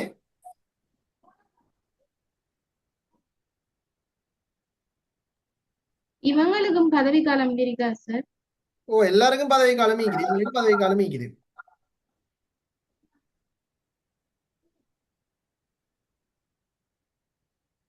ரைட். வேற எதுவும் சந்தேகம்? சார், மாறின நான் நினைச்சேன் இந்திய மாறிட்டாங்களோ. சரியா? எங்க சும்மா மாறின? இல்ல மாறினான்னு கேட்கேன் நான். இல்ல நானும் பார்த்தேன். ஒருவேளை இந்த ஒரு அவருக்கு மாறிட்டாங்களோ தெரியாது. செக் பண்ணுமா மாறலம்மா. சார் ஓ கேளுங்க. யாருடையாவது அடிப்படை உரிமைகள் மீறப்பட்டா போயிட்டு கேஸ் தொடுக்கலாம்னு சொன்னதானே, ஓ அதுக்கு அந்த உரிய நபரே தான் போகணுமா? ஓய் நீ உங்களுக்கு பசிச்சா நீங்க இப்போ தான் போய் சாப்பிடணும் அப்படித்தானே? நீங்க யூனிவர்சிட்டி சரி போகணும்னா சார், உங்களுக்கு பதிலா வேற ஒருத்தர் எக்ஸாம் எழுதலுமா? அது சரி சார். இப்ப ஒரு ஆள் யாராவது எலும்பேலா, அவருக்கு நடக்கவே இயலா, எங்கேயும் கொண்டு போக கூட இயலாண்டு ஒருத்தர் இருந்தாருன்னா அவருக்கு என்ன சரி உண்டாவி, ஏழு. அவருக்கு அங்க போயிட்டு சரி அப்படி மனு தாக்கல் செய்யலாம். கேஸ் ஏழும் அப்படி செய்யலும். இன்னொருத்தர் போயிட்டார் சார். ஓ ஏழும் மனு தாக்கல் தானே, மனுவை சமர்ப்பிக்கிறது தானே, செய்யலாம். Okay sir. ஓகே. ஆனா அவர் கேஸ் முடியும் வரைக்கும் அவர் கடைசி வரைக்கும் இருக்க வேண்டி வரும். சரியா? கேஸ் 2 மாசம் 1 வருஷம் இழுத்தாலும் அந்த பதிலுக்கு உரிய ஆளுக்கு பதிலா ஒருத்தர் போனாரு எப்பைக்கு சைமைக்க. அவரு அந்த கேஸ் 1 வருஷம் ஓகே இருந்துச்சுன்னா 1 வருஷமும் அவர் தொடர்ந்து வந்துட்டே இருக்கணும். Okay sir. ரைட். அப்ப நாங்க அதை தெளிவாக விளங்கி வச்சுக்கொள்ளணும். அதே மாதிரி அடுத்த தலைப்புக்கு நாங்க போவோம். அதாவது மக்கள் தீர்ப்புன்றது. இந்த மக்கள் தீர்ப்பு வந்து கிரேக்க நகர அரசில் அறிமுகப்படுத்தப்பட்ட ஒன்று, நேரடி ஜனநாயகத்துல. குறிப்பாக இது ரூசோ 1762 ரூசோ வந்து பெரும்பான்மை விருப்பத்தின் அடிப்படையில ஒரு மக்கள் பெரும்பான்மை விருப்பத்தை அடிப்படையாக கொண்டுதான் ஒரு தலைவர் தெரிவு செய்யப்படணும் என்று அறிமுகப்படுத்தினாரு. அதன் தொடராகத்தான் அமெரிக்கா, உலக நாடுகள் எல்லாம் அந்த மக்கள் தீர்ப்பு அறிமுகம் செஞ்சு நம்ம நாட்டிலையும் 2ஆம் குடியரசு யாப்புல முதல்ல மக்கள் தீர்ப்புன்றது அறிமுகம் செய்யப்படுது. இதுக்கு முதல்ல மக்கள் தீர்ப்பு இருக்கல்ல. 2ஆம் குடியரசு யாப்புல தான் மக்கள் தீர்ப்பு தேர்தல் என்ற ஒன்றை இந்த ஜேஆர் வந்து அறிமுகம் செஞ்சாது. ஒரு ஜனநாயகத்திற அடிப்படை நம்ம நாடு ஒரு ஜனநாயக நாடுன்றது புலப்படுது இந்த மக்கள் தீர்ப்பால தான். ரைட். மக்களின் விருப்பு வெறுப்புகளை அறிஞ்சு கொள்ளக்கூடிய ஒரு தேர்தலாகத்தான் இந்த மக்கள் தீர்ப்பு தேர்தல் இருக்குது. இது ஜனநாயகத்துல மிக முக்கியமான ஒரு அம்சமாக இருக்குது. எனவே மக்கள் தீர்ப்பு தேர்தல்னா இதுவும் ஒரு தேர்தல் தான். இதுவும் என்ன ஒரு தேர்தல் தான். தேர்தல் தான். இப்ப இது வந்து நாம நினைக்கிற மாதிரி ஜனாதிபதியை தெரிவு செய்யறதுக்காகவோ, பிரதமரை தெரிவு செய்யறதுக்காகவோ, பார்லிமெண்ட் உறுப்பினர் தெரிவு செய்யறதுக்காகவோ நடத்தப்படுறல்ல. இந்த தேர்தல் நடாத்தப்படணுமாக இருந்தா அதுக்குண்டு சில ஆப்ஷன்கள் இருக்குது. எதுக்காக இதை நடாத்துறேன்டா, நம்ம நாட்டு வந்து சொல்லப்பட்டிருக்குது இலங்கை சுதந்திரம், தன்னாதிக்கம், இறைமை மிக்க ஜனநாயக சோசலிச குடியரசு, அப்படித்தானே? இந்த வேர்டை இலங்கை ஒரு பிரித்தானிய காலனித்துவத்தின் கீழே தான் இன்னும் இருக்குது என்று சொல்லி எழுதப்படணுமாக இருந்தா இதை நீங்க மக்கள் தீர்ப்புக்கு, நம்ம நாடு மக்கள் தீர்ப்புக்கு விடலாம். அதே மாதிரி இலங்கை ஒரு ஒற்றையாட்சி தானே. பட் இலங்கையை வந்து ஒரு சமஷ்டியா மாத்தணும் என்றாலும் அதையும் என்ன செய்யலாம், மக்கள் தீர்ப்புக்கு விடலாம். இலங்கை குடியரசின் இறைமை மக்கள்கிட்ட தான் நீக்குது. இத ஆட்சியாளர்கிட்ட மாத்தணும் என்று ஆட்சியாளர் நினைச்சா அதை மக்கள் தீர்ப்பு தேர்தலுக்கு விட்டு மாத்திக்கொள்ளணும். அதே மாதிரி இலங்கை குடியரசுல தேசிய கொடி சிங்க கொடி. இத சிங்க கொடி தேவையில்ல, நாங்க ஒரு யானை கொடியை கொண்டு வரோம், இல்லாட்டி விஜயிட அந்த நாம் தமிழர் கட்சின்னு சொல்லக்கூடிய தமிழக வெற்றி கழகம் டிவிக்கு அவருடைய கொடியை இலங்கையில் அறிமுகப்படுத்தணும் என்று சொல்லி இலங்கை அரசியல்வாதிகள் நினைச்சா, இல்லாட்டி டாக்டர் அர்ஜுனா நினைச்சா அதையும் என்ன செய்யலாம், இந்த மக்கள் தேர்வுக்கு விட்டு சாய்ஸ் பண்ணிக்கொள்ள இயலும். அதே மாதிரி நம்ம நாட்டிட தேசிய கீதம் நமோ நமோ தாயே, அப்படித்தானே? ஸ்ரீலங்கா தாயே. அப்ப அந்த தேசிய கீதம் ஆரம்பத்துல ஆனந்த சமரகோன் வந்து அறிமுகப்படுத்தினது, அதான் இன்றைக்கு மீக்குது. அப்ப இந்த தேசிய கீதம் தேவையில்ல, இந்தியாட சாலை சகாலை பச்சாண்டி இது அந்த அது மாதிரி தேர்தல் அது மாதிரி ஒரு பாட்டை இலங்கையில் அறிமுகப்படுத்துவோம் என்று இலங்கை அரசியல்வாதிகள் நினைச்சாலும் அதையும் என்ன செய்யலாம், மக்கள் தீர்ப்புக்கு மாத்தலாம்.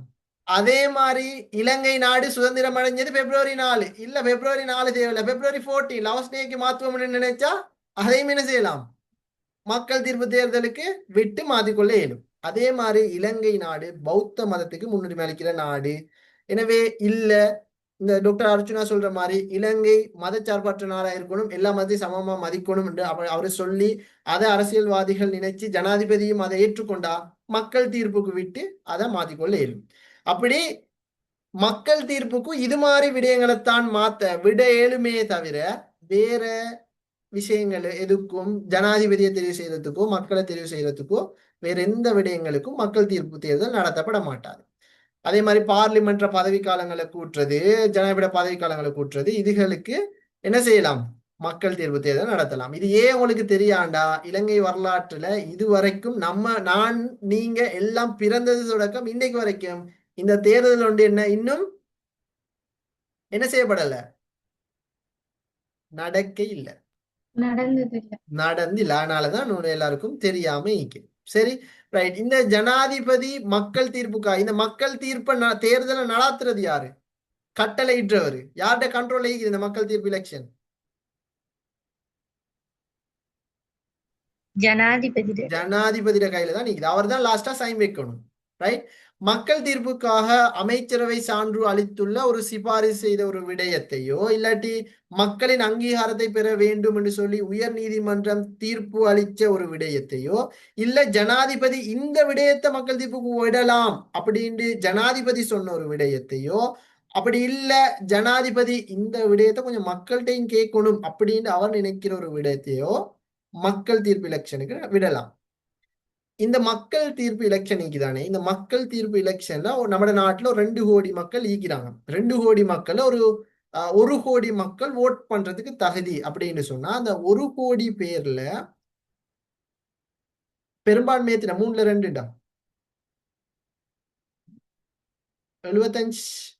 75 லட்சம் மக்கள் ஓட் பண்ணி ஈக்கணும். சரி, 75 65க்கு மேற்பட்டவங்க ஓட் பண்ணி ஈக்கணும். இப்ப இதுல 1 கோடி மக்கள் ஓட் பண்றதுக்கு தகுதி. அப்ப அந்த 1 கோடியில ஒரு 50 லட்சம் பேர் தான் ஓட் பண்ணிருக்கிறாங்கடா அந்த மக்கள் தீர்ப்பு என்ன செய்யப்படும்? அதை நிராகரிச்சிருவாங்க. ஏன்னா அதுக்குதான் சொல்லிக்கிறான் 3ல 2 பேர் ஓட் பண்ணியே ஆகணும். ஓட் பண்ணலைன்னா அதை நிராகரிச்சிருவாங்க. இந்த மக்கள் தீர்ப்பு எலெக்ஷன் எப்படின்னா வினா வடிவில தான் வரும். ரைட். அதாவது ஆம் இல்லை அப்படின்னா இக்கும். அங்க போனா அனுரை இருப்பாரு, மஹிந்த ராஜபக்சே இருப்பாரு, நாமல் ராஜபக்சே இருப்பாரு, இல்லாட்டி சரத் பொன்சேகா இருப்பாரு, இல்லாட்டி அர்ஜுனாராமனா இருப்பாரு. அது ஒன்றும் அங்க இல்லை. அங்க போனா ஒரு கேள்வி வடிவில ஒரு அந்த ஓட் சீட் இருக்கும். இலங்கை வரலாற்றுல ஒரே ஒரு முறைதான் பாராளுமன்றத்தை, அதாவது இந்த மக்கள் தீர்ப்பு எலெக்ஷன் நடந்திருக்குது ஜேஆர்ட காலத்துல. அவர் என்ன தெரியுமா பிளான் ஒன்று போட்டாரு? அவருக்கு அந்த டைம்ல இருந்த பாராளுமன்ற உறுப்பினர் நல்ல விருப்பமாயிட்டு. அப்ப அவர் யோசிச்சாரு இன்னொரு முறை, இப்ப அவங்களோட பதவிக்காலம் 6 வருடம் தானே, அது முடிஞ்சா எலெக்ஷன் வைக்கணும். எலெக்ஷன் வச்சா புது ஆட்கள் தான் வருவாங்க, இவங்க வர மாட்டாங்க. அதனால இவர் போட்டார் ஒரு பிளான். ஈக்கிற அதே பாராளுமன்றத்தோட பதவிக்காலம் 6 வருடம் தானே, இன்னும் அவங்களோட பதவிக்காலத்தை 6 வருடம் கூட்டணும்னு இவர் ஆசைப்பட்டார். ஆசைப்பட்டா 2ஆம் குடியரசு யாப்பின்படி இவருக்கு தத்துணிவின் பேர்ல யார்கிட்டையும் கேட்க தேவையில்லை. இவர் என்ன செய்யலாம்? இத பார்லிமெண்ட்டை கேட்கணுமா போய்? இல்ல, இவரு மக்கள்கிட்ட போயிட்டு கேட்கலாம். அதுக்கு தான் இந்த தேர்தலை ஆரம்பத்துல 1928ஆம் ஆண்டு காலப்பகுதியில இதை நடத்தினா அந்த ஓட்ல இருந்தது இதுதான். அந்த தேர்தல் அந்த ஓட்சாவடியில இருந்தது இதுதான். பாராளுமன்றத்தின் பதவிக்காலத்தை மேலும் 6 வருடங்கள் நீடிக்க வேண்டுமா என்ற ஒரு கேள்வியோடு தான் அது வரும். வந்தா உங்களுக்கு விருப்பம் அப்படி ரைட் 6 வருடத்துக்கு நீடிக்க எனக்கு விருப்பம்னா நீங்க அந்த ஆம் என்றதுக்கு ஒரு புள்ளடிட்டு வரதான் இருக்குது. இல்ல அப்படின்னா இல்லன்றதுக்கு புள்ளடிட்டு வந்தா தான் இருக்குது. அதுவும் இல்லைன்னா 2க்கும் அடிச்சுட்டு வந்தா சரி. என்ன அப்படித்தானே இருக்குமா? 2க்கும் அடிச்சா என்ன நடக்கும்? அழகாய்க்கும் சார். அழகாய்க்கும். இல்லாட்டி வடக்குல ஆரம்பிச்சு கிழக்கு வரைக்கும் இழுத்தா சரி. உள்ளடிக்கு வெளியே போனாலே அது என்ன ஓட்? Rejected vote. ரைட். கிட்டத்தட்ட நான் போன எலெக்ஷன் 7 லட்சம் ஓட் நிராகரிக்கப்பட்டிருக்குது. என்னதுக்கு? வடக்குல ஆரம்பிச்சா கிழக்குல கொண்டே முடிக்கிற. இப்படி ஓட் பண்ண எடுப்பாங்களா? இந்தியால பிரச்சனை இல்லை. இந்தியால எல்லாம் ஃபிங்கர் பிரிண்ட். நம்ம நாட்டுல அந்த ஃபிங்கர் பிரிண்ட் வரலையே. அதுக்கு தானே ஆரம்பத்துல இருந்தா கொஞ்ச நாளா எதிர்த்து நின்னாங்க. ஏன்னா கல்லை மாட்டுவானே அதுக்கு. சரி, அப்ப அதை நாங்க தெளிவாக விளங்கி வச்சுக்கொள்ள வேணும் பிள்ளைகள். சரி, அப்ப இப்படித்தான் அந்த ஓட் ஈக்கும். அப்ப அதுல ஆம் என்ற சொல்லுக்கு விலக்கீக்கும், இல்லை என்ற சொல்லுக்கு குடம் தான் ஈக்கும். அப்ப அதை நாங்க விளங்கி வச்சுக்கொள்ளும். இலங்கையில முதலாவது மக்கள் வாக்கெடுப்பு நடத்தப்பட்டது ஜேஆர்ட காலத்துல பார்லிமெண்ட் பதவி காலத்தை மேலும் 6 ஆண்டுகளை நீடிப்பதற்காக நடத்தப்பட்டுச்சு. அப்ப அதுல மக்கள் எல்லாம் ஓகேன்னு தான் சொன்னா ஆம்ன்றதுக்கு ஓட் பண்ணியிருந்தாங்க. அதனால இன்னும் 6 வருடங்களுக்கு தொடர்ந்து அந்த பாராளுமன்றம் இருந்துச்சு. அதே மாதிரி 2வது மக்கள் தீர்ப்பு எலெக்ஷன் எப்பன்னா அதாவது சந்திரிகாட காலத்துல வந்து மக்கள் தீர்ப்பு ஒன்று நடாத்தணும்னு சொல்லி சந்திரிகா சொன்னான். அப்ப அது வர்த்தமானிலையும் ரிலீஸ் ஆயிட்டு நடக்க போகுதுன்னு சொல்லி. ஆனா அதுக்கு பிறகு சில அதாவது உயர் நீதிமன்ற வழக்குகள், பார்லிமெண்ட்ல சின்ன கேஸ் இதுகளால அந்த மக்கள் தீர்ப்பு நடத்தப்படல. அப்ப இன்றைக்கு வரைக்கும் இலங்கை வரலாற்றுல எத்தனை முறை நடந்து இது மக்கள் தீர்ப்பு தேர்தல்? 2 தடவை. 2 தடவையா? சும்மா இல்ல சார், எனக்கு அது நடந்தன மாதிரி. இப்ப என்ன தெரியுமா, 8:30 தானே, 8:30 டைம் 1:30 வரை. ஆனால் என்ன நடக்குது சும்மாக்கு எவ்வளவு? இல்ல சார், 9 மணிக்கு ஒரு கிளாஸ் ஓ டயர்ட்ல மாறு. 2 தடவைல ஒரு தடவை தான் நடந்தீங்க. சரி, அப்ப இதை நாங்க தெளிவாக விளங்கி வச்சுக்கொள்ள வேணும். சரி, இதுல ஏதாவது சந்தேகம் இருந்தா கேளுங்க பாவம். இப்ப மக்கள் தீர்ப்புல சார் ஓ ஒரு குறித்த விடயம் வந்து மக்கள் தீர்ப்புக்கு விடப்பட்டு அது நிராகரிக்கப்பட்டா அடுத்து என்ன நடக்கு? அத ஒன்றும் செய்ய இயலாது. அப்படின்னு சொன்னா இப்ப அன்றகுமார திசாநாயக் என்ன செய்யறாருடா, அன்றகுமார திசாநாயோட கனெக்ட் பண்ணல. ஏன்னா இப்பதான் நினைச்ச மாதிரி ஒன்றும் செய்யல, பார்லிமெண்ட்டை கேட்கவும் வேணும். சரி, ஆனா சொல்றேனே, அன்றகுமார திசாநாயக்க வந்து அவருடைய பாராளுமன்றத்தை வந்து இன்னும் 5 வருஷங்களுக்கு வைக்கணும்னு அவர் விரும்புறாரு. அப்ப அதை வந்து மக்கள்கிட்ட கேட்கணுன்றதுக்காக மக்கள் தீர்ப்பு எலெக்ஷன் நடத்துறாரு. இப்ப அதுல நாம நீங்க எல்லாருமே இல்லைன்றதுக்கு ஓட் பண்ணிட்டோம். அப்ப என்ன செய்யலாத அதை இன்னும் 5 வருஷத்துக்கு பார்லிமெண்ட் தொடர்ந்து இருக்கேலுமா? ஏலா ஏன்னா அது ஃபெயிலே. அப்ப என்ன செய்யலாது? அப்ப திரும்ப அடுத்த மெயின் எலெக்ஷன் தான் வைக்கணும். மக்கள் தீர்ப்பு எலெக்ஷன் ஃபெயில் ஆயிட்டு. சரி ஆயிஷா, ஓகே. வேற சந்தேகம்?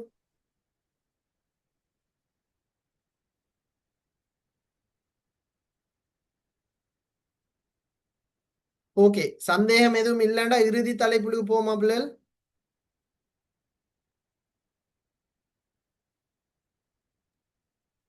சரி சார். ஓகே, நாங்க இந்த 2ஆம் குடியரசு அரசியலை விட இறுதி தலைப்புக்கு போவோம். நாங்க இப்போ ஆல்ரெடி பார்த்த அதே தலைப்பு தான், ஒம்புட்ஸ்மேன் சம்பந்தமாக. இந்த ஒம்புட்ஸ்மேன்றது கடந்த காலங்கள்ல எக்ஸாமுக்கு வரப்பட்ட ஒரு கேள்வி. இந்த ஒம்புட்ஸ்மேனுக்கு அடுத்த பேர் தான் குறை கேள் அதிகாரி என்று சொல்லுவாங்க. இது ஆரம்பத்துல ஸ்வீடன், டென்மார்க், நெதர்லாந்து போன்ற நாடுகள்ல அறிமுகப்படுத்தப்பட்ட ஒரு போஸ்ட் தான் இது. அதுக்கு பிறகு நம்மட இலங்கை போன்ற நாடுகள்லையும் இத அறிமுகம் செஞ்சாங்க பிள்ளைகள். அப்ப இந்த ஒம்புட்ஸ்மேனை வந்து ஜனாதிபதி தான் நியமிப்பார். நிர்வாகத்துக்கான பாராளுமன்ற ஆணையாளர். இவரை வந்து ஜனாதிபதி தான் நியமிக்கிற. பாராளுமன்ற தீர்மானத்தின் போது இவருடைய சம்பளம் எல்லாம் கூட்டலாமே ஒழிய குறைக்க இயலாது. அப்ப நாங்க அதை விளங்கி வச்சு, இவரை நியமிக்கிற ஜனாதிபதியா, இவரோட சம்பளத்தை கூட்டலாமே ஒழிய குறைக்க இயலாது. அதே மாதிரி ஒம்புட்ஸ்மேன் பதவியானது பின்வரும் வழிமுறையினூடாக வரிதாகும். ஒன்று, அவர் இறந்தா அந்த பதவி வரிதாகும். இல்ல அவர் ராஜினாமா லெட்டரை ஜனாதிபதி கொடுத்தா வரிதாகும். அதுவும் இல்ல அவர் 70 வயசு அடைஞ்சா வரிதாகும். அவர் ஒருவேளை சுகையினம் உடல், இந்த மஹிந்த ராஜபக்சேக்கெல்லாம் இப்ப நடக்கவும் இல்லை. அவர் எல்லாம் பொக்சிங் போறாரு, ஜிம்மு போறாரு, ரைட். அது மாதிரி ஆட்கள் வந்து இதாக இருந்தா, உடற்பலவீனம் இருந்தா என்ன செய்யலாது, அவங்களுக்கு தொடர இயலாது, அந்த பதவி வந்து இதாகிடும். அதே மாதிரி அவரை பதவியிலிருந்து அகற்றுமாறு கூறும் பாராளுமன்றின் தீர்மானத்தின்படி ஒருவேளை பார்லிமெண்ட் சொல்லுது அவரை பதவி நீக்கணும் என்று சொல்லி, அப்ப என்ன செய்வாங்க, ஜனாதிபதி அவரை பதவியில இருந்து நீக்குவாரு. அதுக்கு பிறகு அந்த பதவி வெற்றிடமாகும். அப்ப இந்த மாதிரி காரணங்களால அந்த பதவி வெற்றிடமாகும்ன்றதை நீங்க தெளிவா விளங்கி வச்சுக்கொள்ளணும்.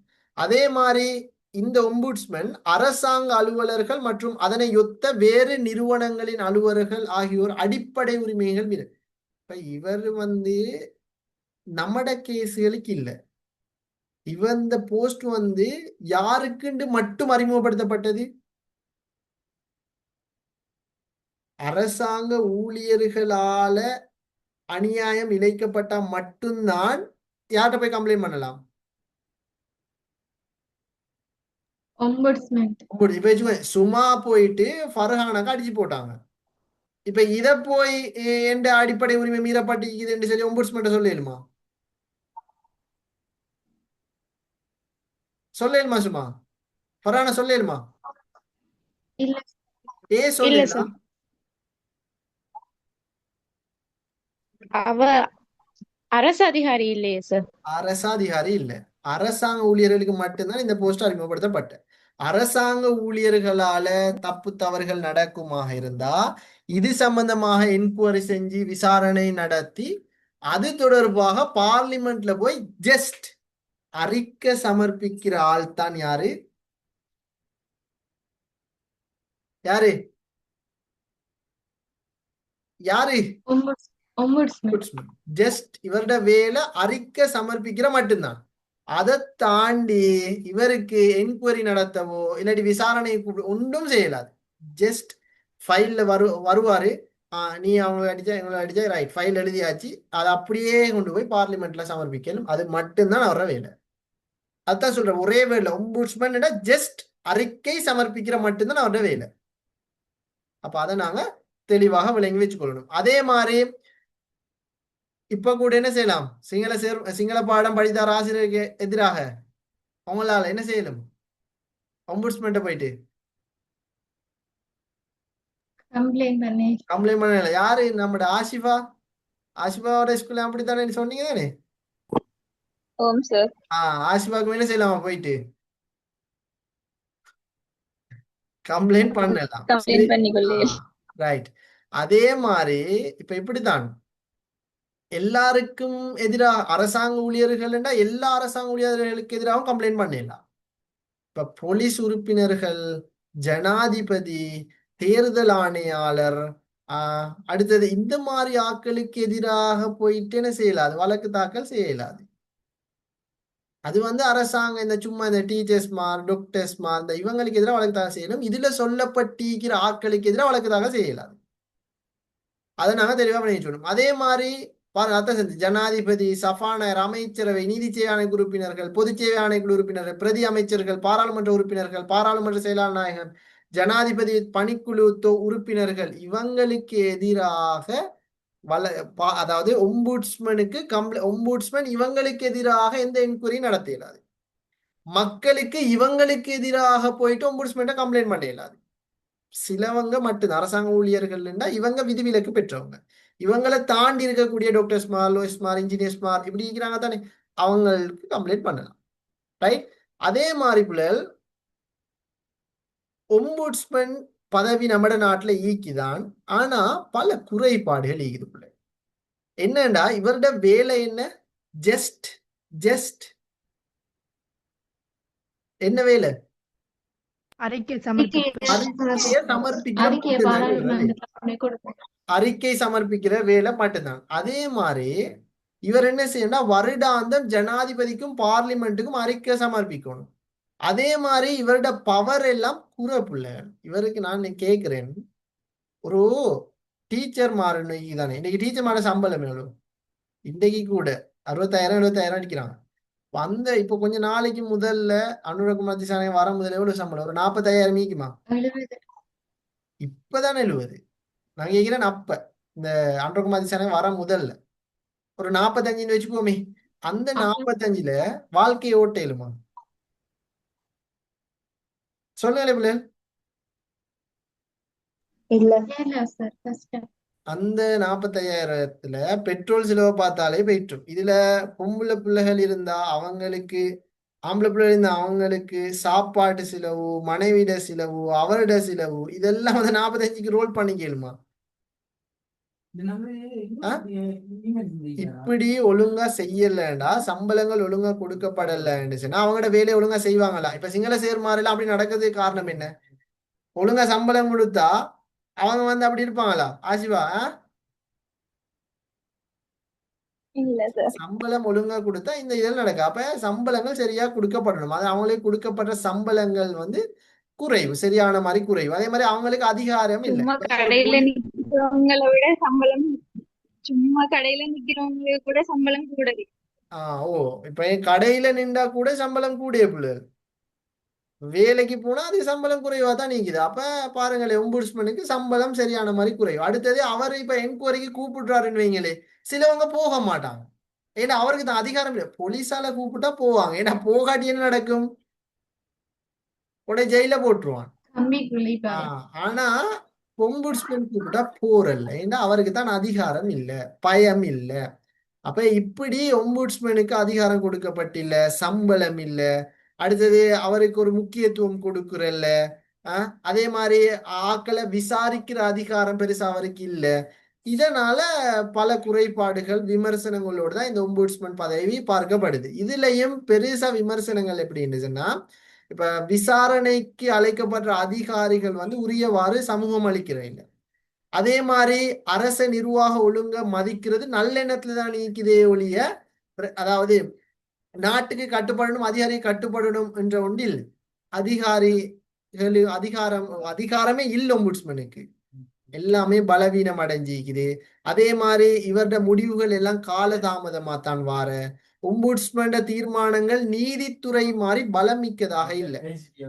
சம்பளம் குறைவு, சம்பளம் கூட கொடுத்தா சரியா செய்வாங்க, சம்பளம் குறைவு. அதே மாதிரி முழு நம்மட யார் அந்த டவுட் கேட்ட ஒரு பொடியன் கேட்ட மாதிரி முழு நாட்டுக்கும் ஒரு ஒம்புட்ஸ்மன் போதுமா புள்ள? சொல்லுங்களே. இல்ல சார், கஷ்டம். எத்தனை அரசாங்கம் உடைக்கிறாங்க, எல்லாருக்கும் ஒரு ஒம்புட்ஸ்மனால இங்க இப்ப இந்த போஸ்ட் அறிமுகம் செஞ்ச ஸ்வீடன், பின்லாந்து போன்ற நாடுகள்ல ஒரு நாட்டுல பல ஒம்புட்ஸ்மன், ஆனா நம்ம நாட்டுல ஒரு ஒம்புட்ஸ்மன் தான் இருக்கிறார். அப்ப அவரால் இது செய்யல, அது ஒரு விமர்சனம். அப்ப பிரதி ஒம்புட்ஸ்மன்கள் எல்லாம் நியமிக்கப்படணும். அப்ப அவருடைய சிரமங்களை தவிர்த்து விசாரணைகளை சரியான முறையில கொண்டு போகலும். அதே மாதிரி அவருடைய ஒழுங்கு நன்னடத்தைகள் மீதப்பட்ட அதுக்கும் ஒரு ஆப்ஷன் இல்லை. ஒழுங்கு நன்னடத்தைன்னு சொன்னா சரி, இப்ப இதுல யாரு பிரெஃபெக்ட்? ஆசிஃபா உரிமை. ஆசிஃபா எங்க ஊர்? வாழைச்சேனை சார். எங்க? வாழைச்சேனை வெடிக்கல். வாழைச்சேனைன்னா இங்க இல்ல, பிரோசாட ஏரியா. சரி, நீங்க வாழைச்சேனை ஸ்கூல்ல படிக்கிறீங்கன்னு வச்சுக்கொள்வோம். சரியா? சரி ஆசிஃபா. ஓம் சார். ஓகே, இப்ப நீங்க அந்த ஸ்கூல்லயே அழகான புள்ள. சரியா புள்ளல்? ஆசிஃபா, ஆசிஃபா. ஓம் சார். நீங்க வந்து அந்த ஸ்கூல்லயே அழகான புள்ளன்னு வச்சுக்குவோம். சரி, இப்போ ஒரு நாள் ஒம்புட்ஸ்மன் உடைய ஸ்கூலுக்கு வாரார்.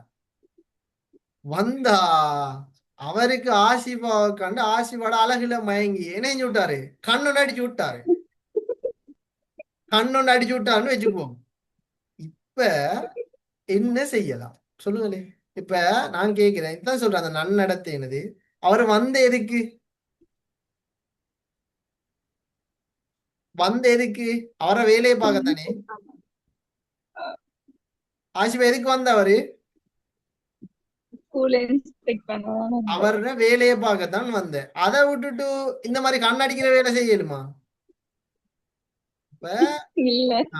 இதைத்தான் சொல்றாரு, அந்த நன்னடத்தைன்னு. இதைத்தான் அவரை நன்னடத்தை இப்படிகள் நடக்குமா இருந்தா அதுக்கு ஒரு சரியான ஏற்பாடுகள் இல்ல பிள்ளை. அப்ப இதுதான் இந்த ஒம்புட்ஸ்மன்ல இருக்கக்கூடிய பாரிய விமர்சனங்களாக இருக்குது. அப்ப இதுகளை நாங்க தெளிவாக விளங்கி வச்சுக்கொள்ளணும்.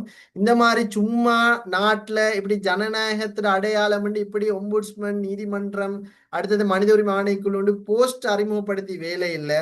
முதலாவது அந்த போஸ்டுகளுக்கு அதிகாரத்தை கொடுக்கணும். அந்த அதிகாரிகளுக்கும் அந்த போஸ்டுகளுக்கும் அந்த நிறுவனங்களுக்கும் மக்களும் அதிகாரிகளும் முதல்ல ரெஸ்பெக்ட் பண்ணணும். அப்பதான் நாட்டுல ஒரு சுதந்திரமான நீதித்துறையும் ஒரு நல்ல நாடையும் கட்டியெழுப்பிடும். அதை தாண்டி சும்மா படத்துக்கு இந்த மாதிரி அமைப்புகளை உருவாக்கி வேலையில முதல்ல மனிதர்களால் அது மதிக்கப்படணும். மதிக்கப்பட்டாதான் இந்த போஸ்டுகள் வந்து நல்ல தைரியமா நல்ல பவர்ஃபுல்லானதாக இருக்கும்ன்றத நாம தெளிவாக விளங்கி வச்சுக்கொள்ள வேணும். ரைட், இப்ப இதுல ஏதாலும் சந்தேகம் இருந்தா கேளுங்க, இல்ல நாங்க சமரிகளுக்கு போகலாம். Any doubts?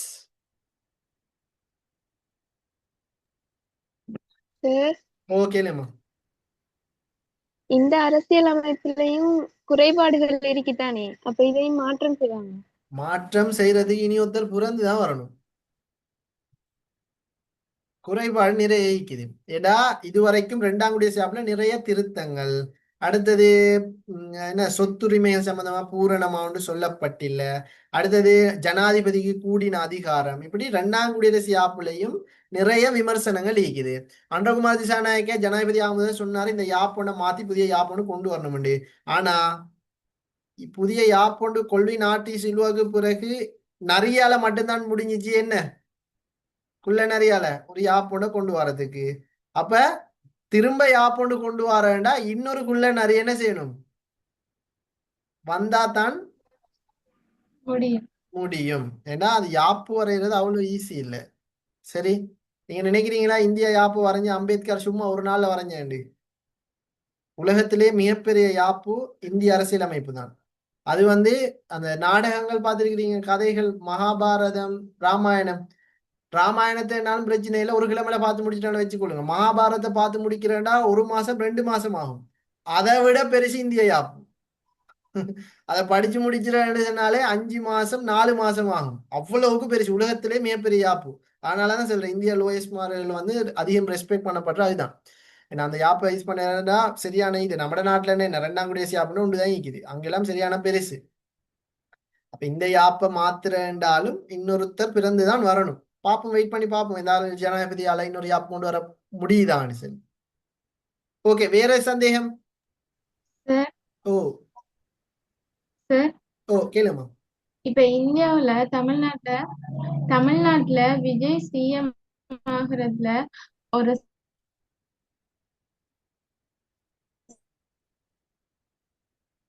விஜய் சிஎம் மட்டும்தான் கேட்டுச்சு, மத்தொன்னும் கேட்கல. இன்னைக்கு பெரும்பான்மை 108. இல்ல சார், சும்மா இந்தியாவுல கேளுங்க. இந்தியாவுல விஜய் சிஎம் ஆகுறதுல ஒரு சிக்கல் ஒன்று இருக்குன்னு சொல்லி சொல்றாங்க தானே. ஓ அவர்கிட்ட 108 பெரும்பான்மை தான் நீக்கி சிஎம் ஆகுறன்னா 118 வேணும்னு சொல்லி. இப்ப அவரு 118 பெரும்பான்மையை எடுக்கலன்னு சொன்னா இப்ப இன்னொரு எலெக்ஷனும் நடத்துறதுக்கு இஷ்டம் இல்லை அப்படின்னு சொன்னா என்ன செய்வாங்க? இல்ல இல்ல இல்ல, அப்படியா இல்ல. இப்ப ஆரம்பத்துல 120ன்னு தான் சொல்லப்பட்ட, அப்புறம் 118ன்னு மாத்திக்கிறாங்க.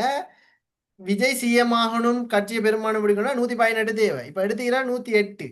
இப்ப இன்னொரு கட்சி அவருக்கு சப்போர்ட் பண்ணாதான் அவருக்கு சிஎம் ஆகலாம். அதனால இப்ப காங்கிரஸ் சப்போர்ட்டுக்கு வந்திருக்குது. எங்கட சீட்டை நாங்க தாரம் அப்படின்னு சொல்லி காங்கிரஸ் சப்போர்ட் பண்ணத்தால அவங்களுக்கு என்ன செய்யப்பட்டிருக்குது? அவங்களுக்கு பெரும்பான்மை குறைக்கப்பட்டிருக்குது. 118 கிட்டத்தட்ட வந்திருக்குது. ஸோ அதான் அட சிக்கல். சரியா? சரி. ஓ ரைட். வேற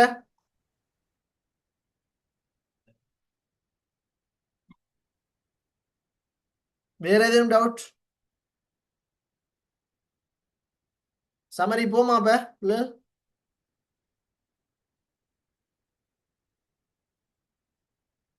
சமரி போமா அப்ப? ஓகே, 9 மணி ஆயிடுச்சு. சரி, ஓகே போல நாங்க அப்ப சமரியில போவோம். ஸோ நாங்க இந்த 2ஆம் குடியரசு யாப்பு இன்றைய நாளோட இந்த மூல அரசியல் அமைப்பு நிறைவுக்கு வருது. எனவே இந்த 2ஆம் குடியரசு யாப்போட பின்னணி சம்பந்தமாக நாங்க பார்த்திருந்தோம். இந்த 2ஆம் குடியரசு யாப்போட பல விடயங்கள் புதிதாக அறிமுகம் செய்யப்பட்டு அதில் ஜனாதிபதி சம்பந்தமாக பார்த்திருந்தோம். அதன் தொடர்ச்சியாக பாராளுமன்றம் சம்பந்தமாக நாங்க பார்த்திருந்தோம். அதே மாதிரி நீதித்துறை சுதந்திரம், நீதிமன்ற கட்டமைப்பு, நீதித்துறை சுதந்திரம் எல்லாம் எப்படி இருக்குதுன்னு பார்த்திருந்தோம். அதே மாதிரி அடிப்படை உரிமைகள் என்ன, அதை பாதுகாக்கிற பொறிமுறைகள் எல்லாம் என்னென்ன என்றதை நாங்க பார்த்திருந்தோம். அதே மாதிரி இலங்கையோட தேர்தல் முறைகள் சிஸ்டம் எப்படின்ற அதை நாங்க பார்த்திருந்தோம். அதன் தொடர்ச்சியாக மக்கள் தீர்ப்பு தேர்தல் என்ன, இதோட ஏற்பாடுகள் என்ன என்றதை பார்த்திருந்தோம். அதன் தொடர்ச்சியாக ஒம்புட்ஸ்மன் என்ற பதவியில முக்கியத்துவங்கள் என்ன, அட விமர்சனங்கள் என்ன என்றதை நாங்க பார்த்து இறுதியாக இதோட இந்த மூல அரசியல் அமைப்பை நாங்க முடிச்சிருந்தோம். சரி, இதோட இந்த மூல அரசியல் அமைப்பு முடியுது. எனவே மீண்டும் அடுத்த பாட வேளையில இந்த அரசியல் அமைப்புலையும் பல திருத்தங்கள், பல ஏற்பாடுகள், சேஞ்சஸ் கொண்டு வந்திருக்கிறாங்க. எனவே அந்த அடிப்படையில 13ஆம் திருத்தம், 17, 18, 19, 20, 21ஆம் திருத்தம் வரைக்குமே பல திருத்தங்கள் மேற்கொள்ளப்பட்டிருக்கிறது. இதையும் நாளைய ஒரு நாள் பாட வேளையில இந்த ஒட்டுமொத்த திருத்தங்களையும் நாளைய பாட வேளையில நாங்க சந்திப்போம். அஸ்ஸலாமு அலைக்கும். Good night. வணக்கம்.